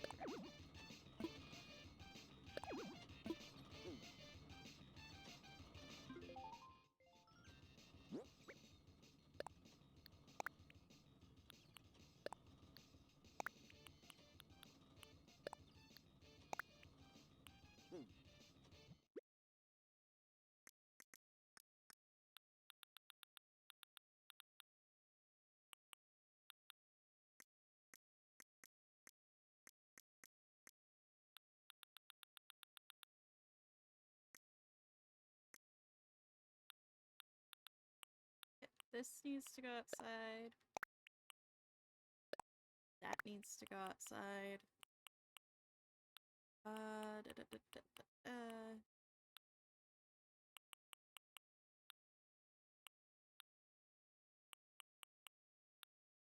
Where did the moon go?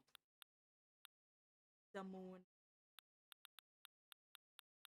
Scrolled past the moon. I did scroll past the moon. Alright. And these go outside. On the island somewhere.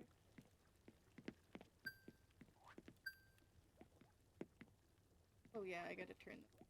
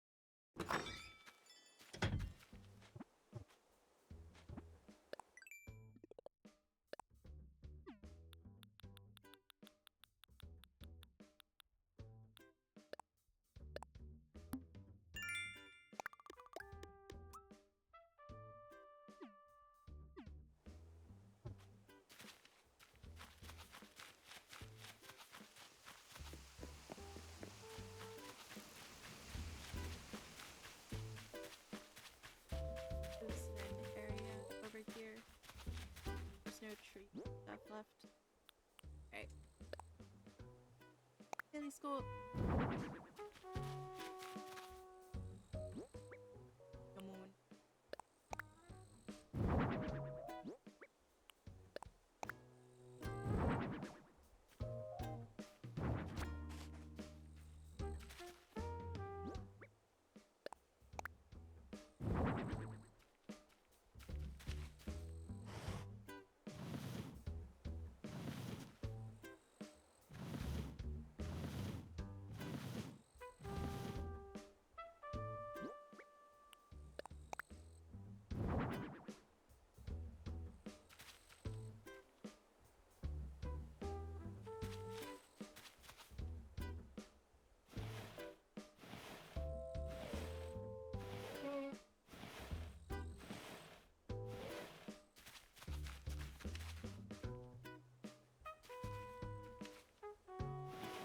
Actually, you know what? These should go over here.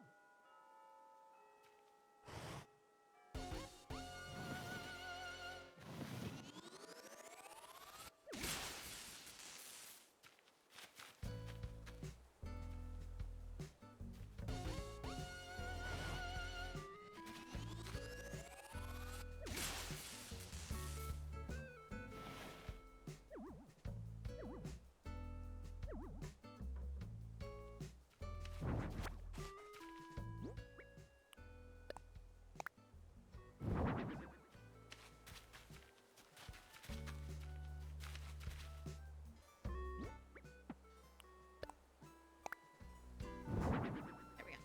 Yeah. Okay.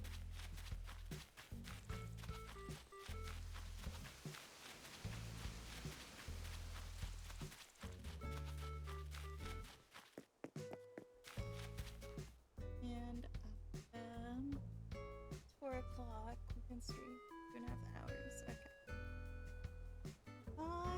Let's see. What do we want to do today?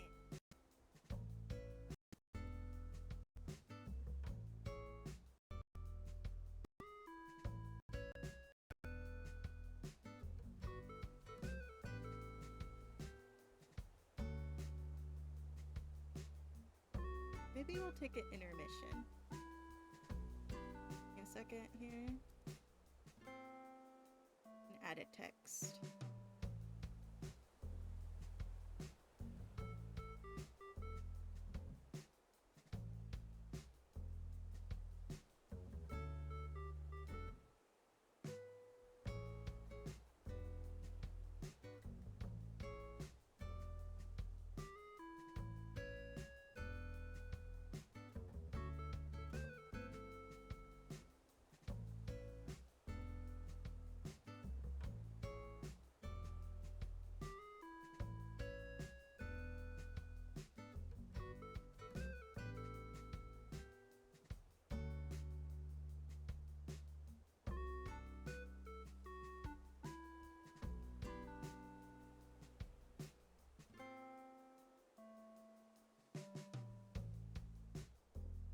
Where'd my text go?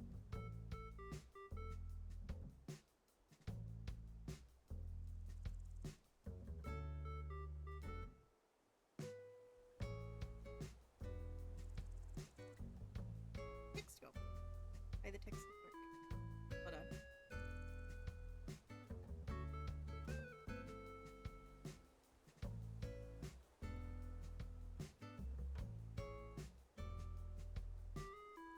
Why don't you zoom in some?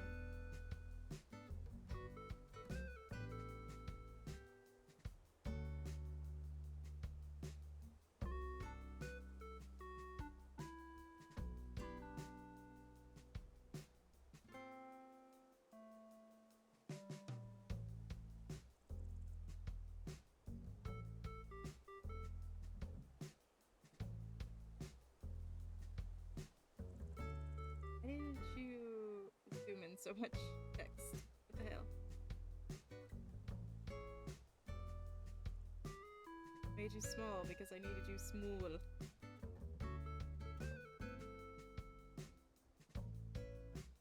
Frick.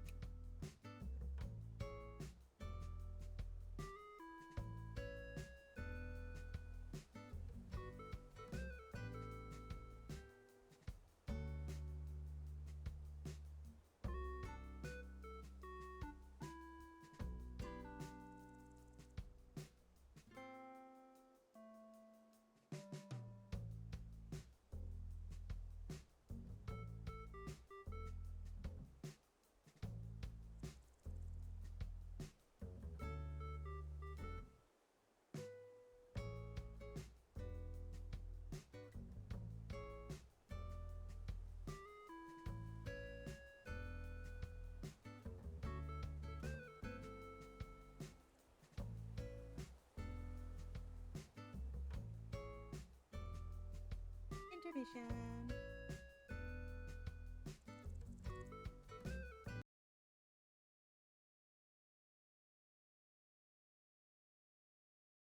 And Bowser.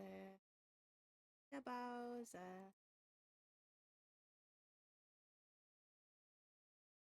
Love triangles are not exactly uncommon in the wrestling business.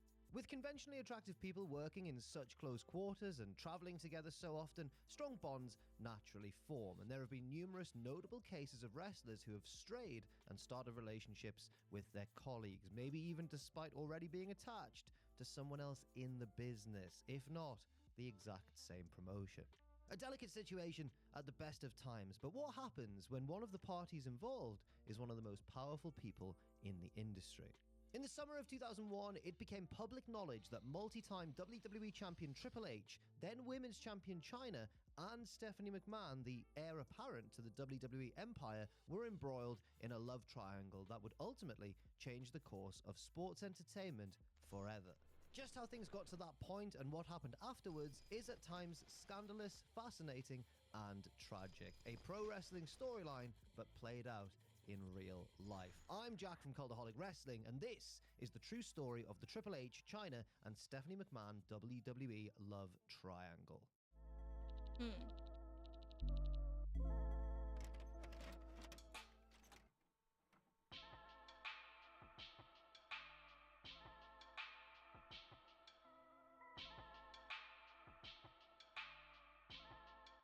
Paul Levesque, Joni Laura, and Stephanie McMahon all took very different paths to get to WWE. Stephanie's was obviously the shortest one, since her parents, Vince and Linda McMahon, owned and ran the promotion. Steph's work for the family business started early, modeling for WWE's merchandise catalogs at just the tender age of 13. After graduating from Boston University with a degree in communications in 1998, Stephanie took a full-time job as an account executive at WWE's New York offices.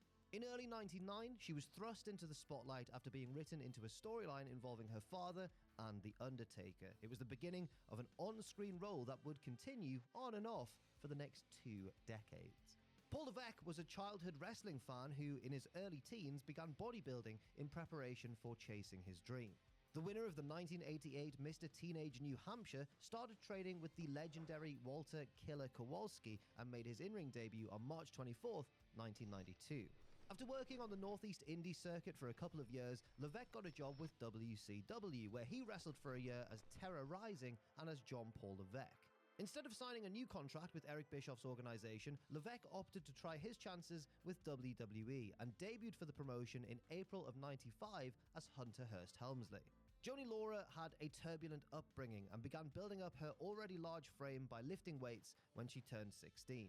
After traveling the world for both her higher education and as a member of the Peace Corps, then working various jobs in the United States, Joni began entering fitness competitions, and in '95, she enrolled in Killer Kowalski's training school. Despite only being a rookie at the time, Laura had set her desires on the big time and met Hunter and his fellow Click running buddy Shawn Michaels after a show at some point in '96. The Heartbreak Kid and Triple H were both impressed by Laura, who wrestled under the name Joni Lee, and pitched bringing her in as Helmsley's bodyguard to Vince McMahon, who was initially against the idea because he believed audiences wouldn't buy a woman beating up the men. After Kowalski informed Shane McMahon of WCW's burgeoning interest in his trainee, however, WWE snapped her up to a deal. Laura claims that Michaels had threatened that he wouldn't drop the WWE title unless they gave her a contract. Joni, soon to be identified as Chyna, made her WWE debut at the In Your House Final 4 pay-per-view, attacking Goldust's manager Marlena after the Bizarre One played a part in Helmsley falling to Intercontinental Champion Rocky Maivia. They may have had a bodyguard-client relationship on-screen, but off-screen, Levesque and Laura were in the midst of a blossoming romance, having bonded over their shared training background and their love of pumping iron. Not that fans, or most of the wrestlers for that matter, will have known about it, since Levesque endeavored to keep it a secret. But why? Well, according to Joni's account, Triple H was cognizant of shielding her from accusations of, quote, sleeping her way to the top, or at least to a prominent position within the company. But Joni was not entirely thrilled with the secretive nature of their relationship. She noted in her 2001 autobiography, If They Only Knew, that her boyfriend would still be getting approached in public by people he had enjoyed previous dalliances with, and she just had to sit there and play dumb as he made some excuse as to why he couldn't enjoy a further dalliance at this time. Those who knew Levesque best were very surprised when they found out about his relationship, as during a short stint in WCW, he had developed a bit of a reputation as something of a ladies' man. The couple may have been playing coy backstage, but in front of the camera, they went from strength to strength as an act, especially when partnered up with Shawn Michaels and Rick Rude to form the original incarnation of D-Generation X. Despite having only been in the business really for a couple of years, Joni Laura was part of one of the hottest acts in wrestling right as WWE's business was about to pick up. Levesque, meanwhile, finally looked like delivering on his potential after a series of gimmicks and pushes had failed to get him over to a significant degree, but DX changed all that. And the pair's stock only continued to climb when Michaels left WWE following WrestleMania 14 and Triple H became the new leader of the revamped DX. In this new version of the stable, Chyna's role increased and she was no longer just the silent, stoic muscle standing behind the frat boys. She now spoke, she got more involved in angles, and she actually participated in matches. 1999 was a banner year for the ninth wonder of the world, who made history several times. She became the first woman to compete in a Royal Rumble, the first woman to enter the King of the Ring tournament, and the first woman to win a men's title when she beat Jeff Jarrett to bag the IC Championship. During '99, it was also common knowledge that Chyna and Triple H were an item, with WWE even promoting the fact by releasing a VHS profile of the pair which showed them discussing their relationship. They were also featured prominently on an episode of MTV's True Life, which showed them traveling together on the road. But if the year was a banner one for Joni, it was also the year that Paul Levesque reached the pinnacle of the business, becoming WWE Champion for the first time on the Raw the night after SummerSlam. Now an established member of the Main Eventers Club, Triple H started developing a closer relationship with Vince McMahon, who would discuss creative and business matters with the game around this time. In storyline, Helmsley was at war with McMahon, but little did anybody know, fantasy and reality were about to mix in unexpected ways. After getting over her disturbing ordeal with The Undertaker, the bright-eyed and innocent Stephanie McMahon began a kayfabe romance with Test. The hulking Canadian had fought for her honor, defeating Steph's brother Shane in a love her or leave her street fight at SummerSlam. Having, beaten the blessing out of Shane, That was a really Test weird proposed match. to Stephanie, and their wedding was set, or I guess If you haven't booked, watched because it, it's storyline, really for weird. the November 29th, 1999 edition of Raw. But of course, the couple's day was ruined by that pesky degenerate Hunter Hearst Helmsley, who hijacked the ceremony and played a video of him marrying a passed-out Stephanie at a Las Vegas drive-thru chapel. Nothing at all creepy about that, or about Triple H bragging that he was consummating their marriage. No, nothing weird about... Nothing weird at all. It turned out Triple H and Stephanie were in cahoots all along, and the billion-dollar princess turned heel, betraying her dad at the end of his street fight with her new husband at Armageddon. The McMahon-Helmsley faction, as they were called, was suddenly the force to be reckoned with on WWE television, and both performers grew immensely as characters during that time. But if the rumor and innuendo is to be believed, they also grew a lot closer together in real life. Linda McMahon was, apparently, the first to realize that real sparks were flying between Triple H and Stephanie when she saw them interacting at a TV taping. Both Stephanie and Triple H have both in the years stated that they believe Vince put them together on television as a way to bring them closer behind the scenes. And Stephanie noted many times that her father, who pretty much forbid her from dating any members of his roster, often told her that she needed to find a man, quote, just like Triple H. But not actually Triple H, right? For what it's worth, the big wedding swerve was actually pitched by former WWE announcer Kevin Kelly after he and his wife, both ardent soap opera fans, talked about how nobody would see this twist coming. Vince Russo and Ed Ferrara, the masterminds behind the Stephanie Test romance, had planned for Test to eventually turn heel and dump Stephanie, solidifying him as a top heel in the process. Now, clearing up rumors about her romantic life, Chyna did note in an interview with a Dallas-based newspaper in April of 2000 that she and Helmsley had in fact broken up. It was speculated at the time that part of the reason may have been her desire to live in California in order to pursue acting roles. And she had indeed received attention from Hollywood and landed guest starring parts in TV shows like Pacific Blue and Third Rock from the Sun. But Triple H, on the other hand, had just bought a big new house in his native New Hampshire and planned on putting down roots. In a June-July profile in Talk magazine, Laura noted that she would like to marry Levesque but didn't think the feeling was mutual, and also admitted that she felt guilty about dumping her then-boyfriend back when she got a job with WWE in early '97. During a media blitz to promote her upcoming Playboy cover issue, Chyna appeared on The Howard Stern Show on September 29, Oh, this 2000. one's a hard watch. In amongst Howard Stern's apparently requisite comments about her, quote, mannish appearance and prying questions about her romantic life, Chyna confirmed that she and Triple H were living together and referred to him as her boyfriend, seemingly confirming that they were indeed back together. As far as Stephanie was concerned, Chyna didn't appear too worried. Outwardly, at least, she was very complimentary of the boss's daughter who was playing her boyfriend's on-screen partner. During an appearance on TSN's Off the Record, for example, she praised Stephanie for paying her dues in a different way, conceding that McMahon knew far more about the business than she did. The release of Chyna's book in early 2001 gave very few clues about her relationship with Helmsley, besides noting that he didn't want the relationship known to the wrestlers early on, as he felt it would hurt his reputation amongst the boys.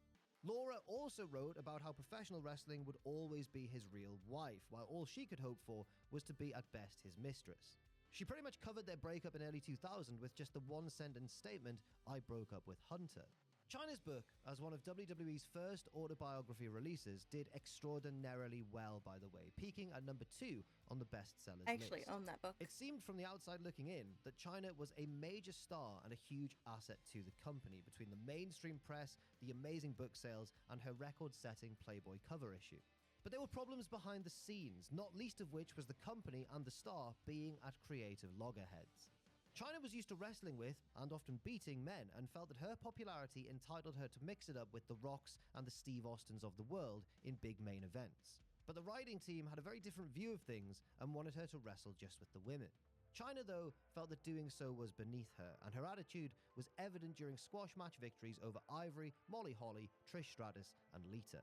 She confessed as much during an interview in June 2001, saying the following: "I don't mean this in a bad way, but so many women are not in the same league as me. I've been training and wrestling men for 5 years. Now it is very difficult. I can't go through the top guys. Rocky would never let me beat him. It's very difficult for me to develop a program with the women right now, so the best part about the Chyna character is she is more of an attraction than anything." Clearly, Joanie Laurer felt that her WWE career was at a crossroads. But little did she know, she'd already wrestled her last WWE match. After defending the women's title against Lita at Judgment Day on May 20th, Chyna took some time off to have a cyst surgically removed from her reproductive tract. On June 21st, WWE sent her a fax informing her that the company was ceasing all further contract negotiations with her. She would remain under contract to WWE through to the expiration of her deal on November 30th. Now, there were several factors and at least one backstage incident that led WWE to make the decision to wash their hands of Chyna. As already mentioned, creative was an issue, specifically Chyna's desire to be a top star in the men's division, something WWE didn't want to promote, coupled with her obvious contempt at being programmed against other women. Chyna's belief that she was one of WWE's biggest stars also had played into her negotiations over a new contract. Jim Ross, then head of WWE's talent relations department, would later recall that Laura and her agent had demanded a downside guarantee of $1 million, something only those at the level of The Rock, Steve Austin, The Undertaker, and yes, Triple H, had been granted in the recent past. Laura had done very well for herself in WWE, thanks in the main to the sales of her Playboy issue, which was one of the biggest selling copies of the magazine in decades. She may have in fact made over $1 million in 2000, but the most that Vince McMahon and Jim Ross were willing to offer her was a $400,000 per year downside, which evidently wasn't good enough for the ninth wonder of the world. And there's valid points on both sides, I suppose, but there had also been resentment towards her brewing backstage for a while, with some members of the locker room believing that Chyna's ego had inflated due to her star status and all the attention from Tinseltown. They also resented that her push had been due primarily to her unique look, as her actual in-ring ability was really not quite up to the standard expected from an average male star in the WWE, and her matches were usually mapped out very carefully in advance. And this locker room, full of men, many of them respected veterans who'd put her over on television and then worked the house shows that she didn't work, well, they weren't exactly sorry to see her go. As for the women, they saw it as an opportunity to progress up the card themselves and possibly take her spot. Another issue, and this is a big one, was that Laura discovered the long-term affair between Levesque and Stephanie McMahon shortly before receiving her marching orders. Chyna had been suspicious that something was up for a while, despite Helmsley's denials. And one day, she looked in the fortuitously unlocked Halliburton briefcase like Levesque would take on the road with him. In it, she discovered love letters that Stephanie had written to him, some of them dated over a year earlier. Laura was crushed, and after a stormy confrontation, she left the house the two lived in together, ending the relationship for good. Soon after, Laura called Vince McMahon to let him know that she knew about the affair and would talk to him about it at the next TV taping. But at the taping, Joni and Stephanie got together in a room and had a heated confrontation about the situation. According to Laura, Stephanie was unrepentant and let her know that she loved Levesque. Laura responded by threatening to choke Stephanie out before Vince intervened and sent the former two-time Intercontinental Champion home. Everybody realized that Laura was heartbroken, and even if there was money to be made with her, it wasn't worth the high probability of a volatile workplace situation between herself, Stephanie, and Triple H. And let's not forget, as well as Stephanie being Vince's only daughter, she also held a prominent position on the writing team, while Triple H, although he was out injured after suffering a torn quad the night after Judgment Day, was still one of WWE's biggest stars. A couple of weeks after being told that WWE would not be renewing her contract, Laura gave an interview which aired on several UPN news stations after SmackDown. She brought up various things, wanting to wrestle men, not wanting to wrestle women, and agreed that there wasn't much more WWE could do with her character, while warning the wrestlers still there that with ECW and WCW now out of business, their options in the industry were very limited, and that was something that she herself was about to find out firsthand. In an interview with the Star tabloid a couple of weeks later, Laura opened up about discovering the affair, but she didn't directly blame it for her WWE exit. Her main reason seemed to be WWE not offering her the money she felt she was worth, which she blamed on the promotion's monopolization of the business. And from WWE's perspective, they didn't want to pay at least $1 million to someone who only wanted to work TV, not non-televised house shows, only wrestle the men, not the women, and then get to spend the rest of her week going to auditions in Los Angeles. Laura, whose publicist was clearly working overtime at this point, made an appearance on Larry King on August 29th. He brought up Triple H dumping her for Stephanie, which she said was true, but didn't blame her departure on that, even though she admitted to being hurt by the situation. She also said that she tried to keep it out of her contract negotiations, but it might have played a small part in WWE's decision not to renew her. During an appearance on Off the Record on November 8th, Laura placed most of the blame for the affair on Levesque, adding that Stephanie was immature for going along with it and that she would have handled things better had she not been cheated on with the boss's daughter. She said she was disappointed in how everything was handled, but did say that given Levesque's obsession with the wrestling business, Stephanie was probably the best person for him. In subsequent appearances on both The Howard Stern Show and Opie and Anthony, Laura continued to tear into Triple H, calling him a jerk, damaged goods, and a coward for not talking to her after their breakup, amongst other things using much stronger language than I can repeat here. Laura's belief was that she would be back in WWE at some point, even if only for a one-off deal like a WrestleMania match, but this seemed quite misguided, especially when Triple H, now back from injury, began to comment on their breakup publicly for the first time.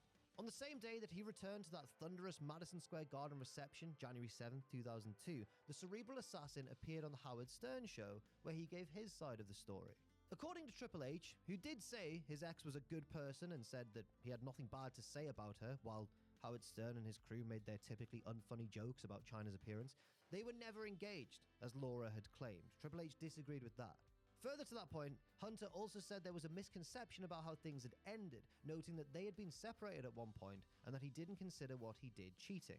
Well, that's all nice and vague, isn't it? Laura herself was plenty busy around this time, and that month scored another lucrative payday with her second Playboy cover, which was amongst the best-selling issues of all time. But as the months wore on, the offers began to dry up, and Laura found herself working for New Japan Pro Wrestling, being brought in by Antonio Inoki, who at the time, in a booking sense, was kind of losing his mind. During her tour with the promotion that fall, Laura used the pedigree to win matches, a nod to, or maybe a shot at, her former flame. Accompanying her on that tour was new boyfriend Sean Waltman, also known as X-Pac, who had been let go by WWE that August. While appearing on the Best Damn Sports Show period on November 14th, Laura announced that she and Waltman, who was still legally married at the time, had gotten engaged. Oof. The two had been friends for about 5 years, but the situation was maybe a little bit of a strange one, since Waltman was one of Paul Levesque's closest friends. Also in November, talent relations chief Jim Ross gave the old never say never line in regard to a China WWE return, but admitted that it would be difficult considering Triple H and Stephanie's relationship. A relationship, by the way, that seemed to go from strength to strength. For all the talk that Levesque had gotten involved with McMahon as a means to strengthen his spot in the company, even his staunchest detractors would admit that he really did love her, and the news that he had proposed on Valentine's Day 2003 hardly came as a shock. Conversely, Laura's relationship with Waltman was tempestuous at best, marred by substance abuse issues and accusations of domestic violence leveled by both parties. During an appearance on the Voices of Wrestling radio show in September 2003, Laura talked more about her WWE exit, expressing her belief that the company had done her wrong, while also reiterating that if she was ever to return, she wouldn't want to wrestle the other women. She also claimed to be unaware that Triple H and Stephanie were engaged, but basically said, good for them. On October 25th, 2003, Paul Levesque and Stephanie McMahon tied the knot in front of more than 300 guests in Sleepy Hollow, New York. Unsurprisingly, of course, Joni Laura was not among those invited to the ceremony. In fact, she was essentially persona non grata as far as WWE were concerned overall. As time went on and her very sad downward spiral continued, that stance would only further solidify. In July of 2004, a clearly under the influence Joni Laura once again stopped by the Howard Stern show, where she brought up Triple H, who she kept referring to as Triple Ass. She talked about him marrying Stephanie McMahon. She said people in WWE were immoral and unethical, and claimed that she hadn't received a royalty check from them in some time.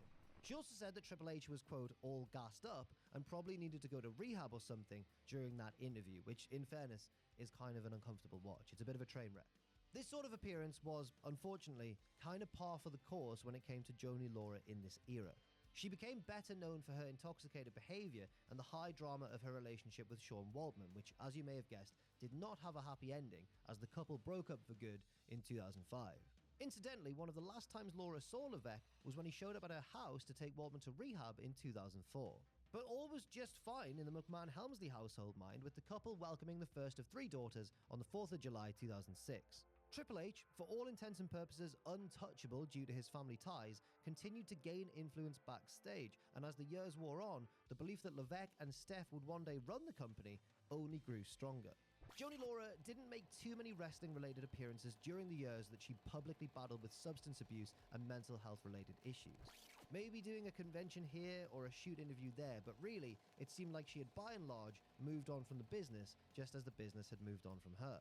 What was abundantly clear, though, is that whenever she did speak publicly, she had been very hurt badly and maybe continued to be hurt by the double whammy of her breakup from Paul Levesque and her WWE exit.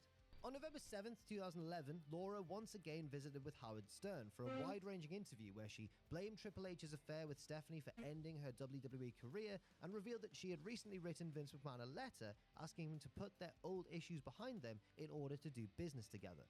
McMahon had apparently responded that there was no animosity from his perspective, but the creative had nothing for her. With WWE being PG rated and Joni venturing further into the world of adult entertainment, the chances of her being welcomed back into the fold were closer to none than they were to slim. Triple H himself seemed to confirm this when her name came up during his appearance on the Broken Skull Sessions podcast in February of 2015. Austin asked him about the odds of China being inducted into the Hall of Fame one day, with Levesque saying that she absolutely deserved the honor, while hinting that her late career choices might prevent it from happening. Now, many noted the absolute hypocrisy of this stance, given the crimes and misdemeanors of some of those already inducted into the Hall of Fame. Laura, who was at that point living in Japan and teaching English, responded to Levesque's statement days later while being interviewed by her friend and somebody who consistently championed her talents and achievements, Vince Russo. During this interview, Laura claimed that WWE denied her treatment via their talent wellness policy and also claimed that Levesque had hit her once during their relationship. In response, Levesque released this statement to Bleacher Report. The false statements and reckless allegations made by Joan Laura, aka China, on a recent podcast about a physical dispute are a complete fabrication. While Joan has had significant struggles in life, this does not justify making such claims. In June, Laura, who was being managed by a team who were trying to produce a documentary on her life and attempt to mend fences with her former employer, visited WWE's corporate headquarters in Stamford, Connecticut. But it was an unauthorized visit that did absolutely nothing to improve relations between the two parties. Just weeks later, on August 12, 2015, Joni Laura and Paul Levesque met face-to-face for the first time in over a decade. Both were attending the funeral of Roddy Piper when, after the service, she approached him and they embraced, with Laura later clarifying that she'd whispered she was sorry for the things she'd said about him over the years while under emotional distress. Sean Waltman, who did not see the interaction firsthand, to be fair, claimed shortly afterwards that she had actually bum-rushed Triple H and was close to being taken down by his security team, but other accounts and a video published online of their encounter by one of China's friends seemed to prove otherwise. At the end of the day, it was nice that Laura, who continued to struggle with addiction and poor mental health, got to enjoy that moment of closure, regardless of the circumstances. It also became that much more poignant when the news broke on April 20th, 2016, that Joni Laura had been found dead in her home in Redondo Beach, California, having overdosed on alcohol and various prescription drugs 3 days prior. She was only 46 years old. There was an immediate outpouring of grief from those who knew her, including Paul Levesque, who discussed her passing with The Mirror, saying the following: "It is obviously tragic, and clearly my well wishes go out to her friends and family. Brilliance sometimes, and that ability to push barriers and boundaries and be a pioneer is often connected closely with other things that aren't so positive sometimes, and demons, and unfortunately, that is the case. She was just a great person, an amazing talent, and a groundbreaking pioneer that was never afraid to go out on a limb and blaze her own trail through life.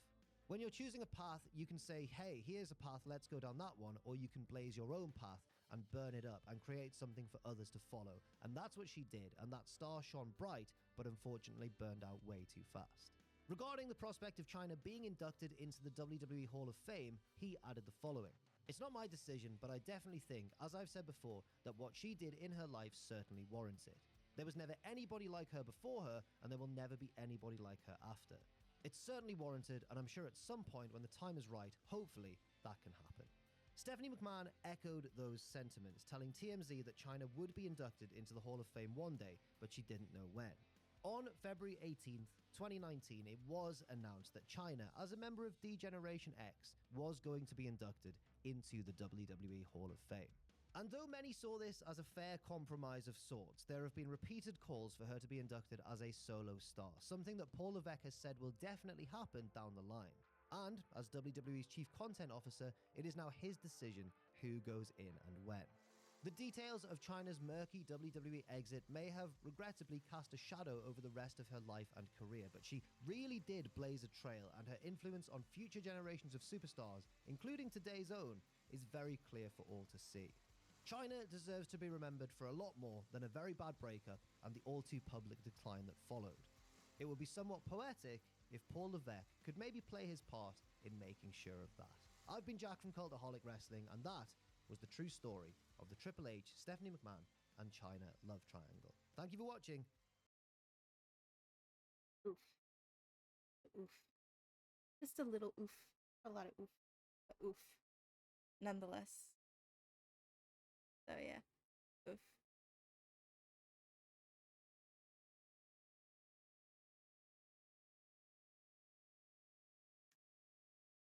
Alright. Let's see.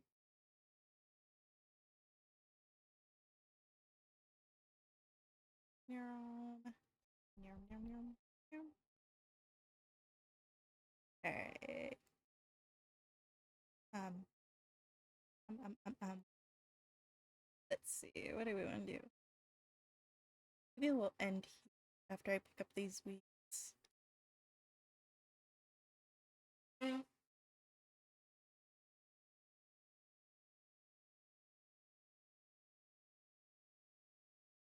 I hate you. I want you gone. Yes, I know it's time for break. We're actually gonna read out soon. I hear you, Siri bot. Alright, so we'll save there. Save and exit. Here, back to this.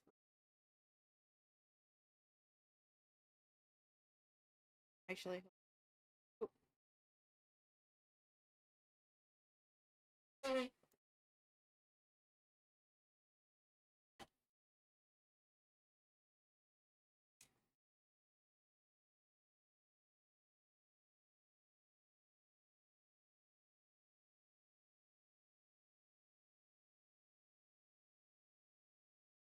Hmm.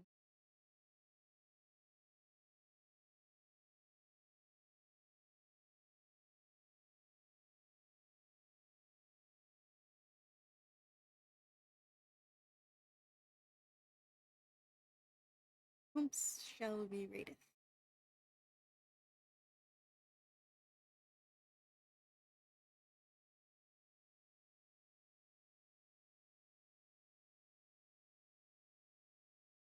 Hmm.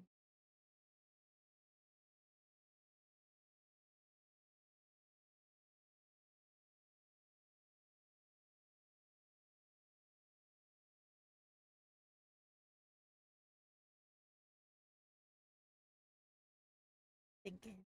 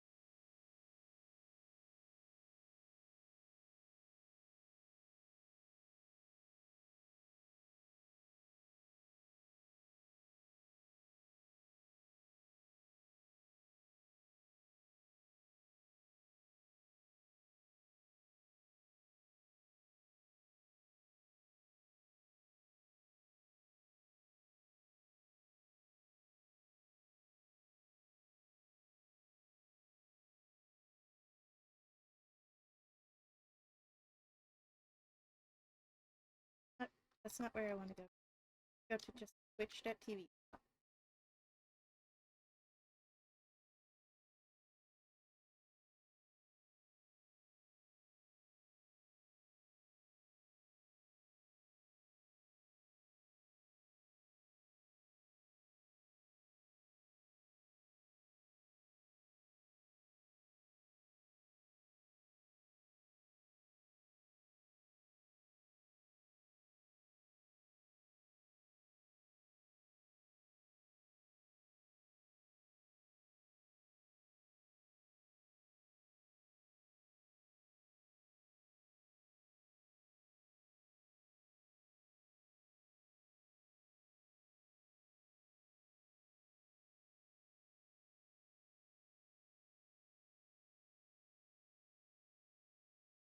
I think we'll just end today. There's not really anybody on. So, yeah.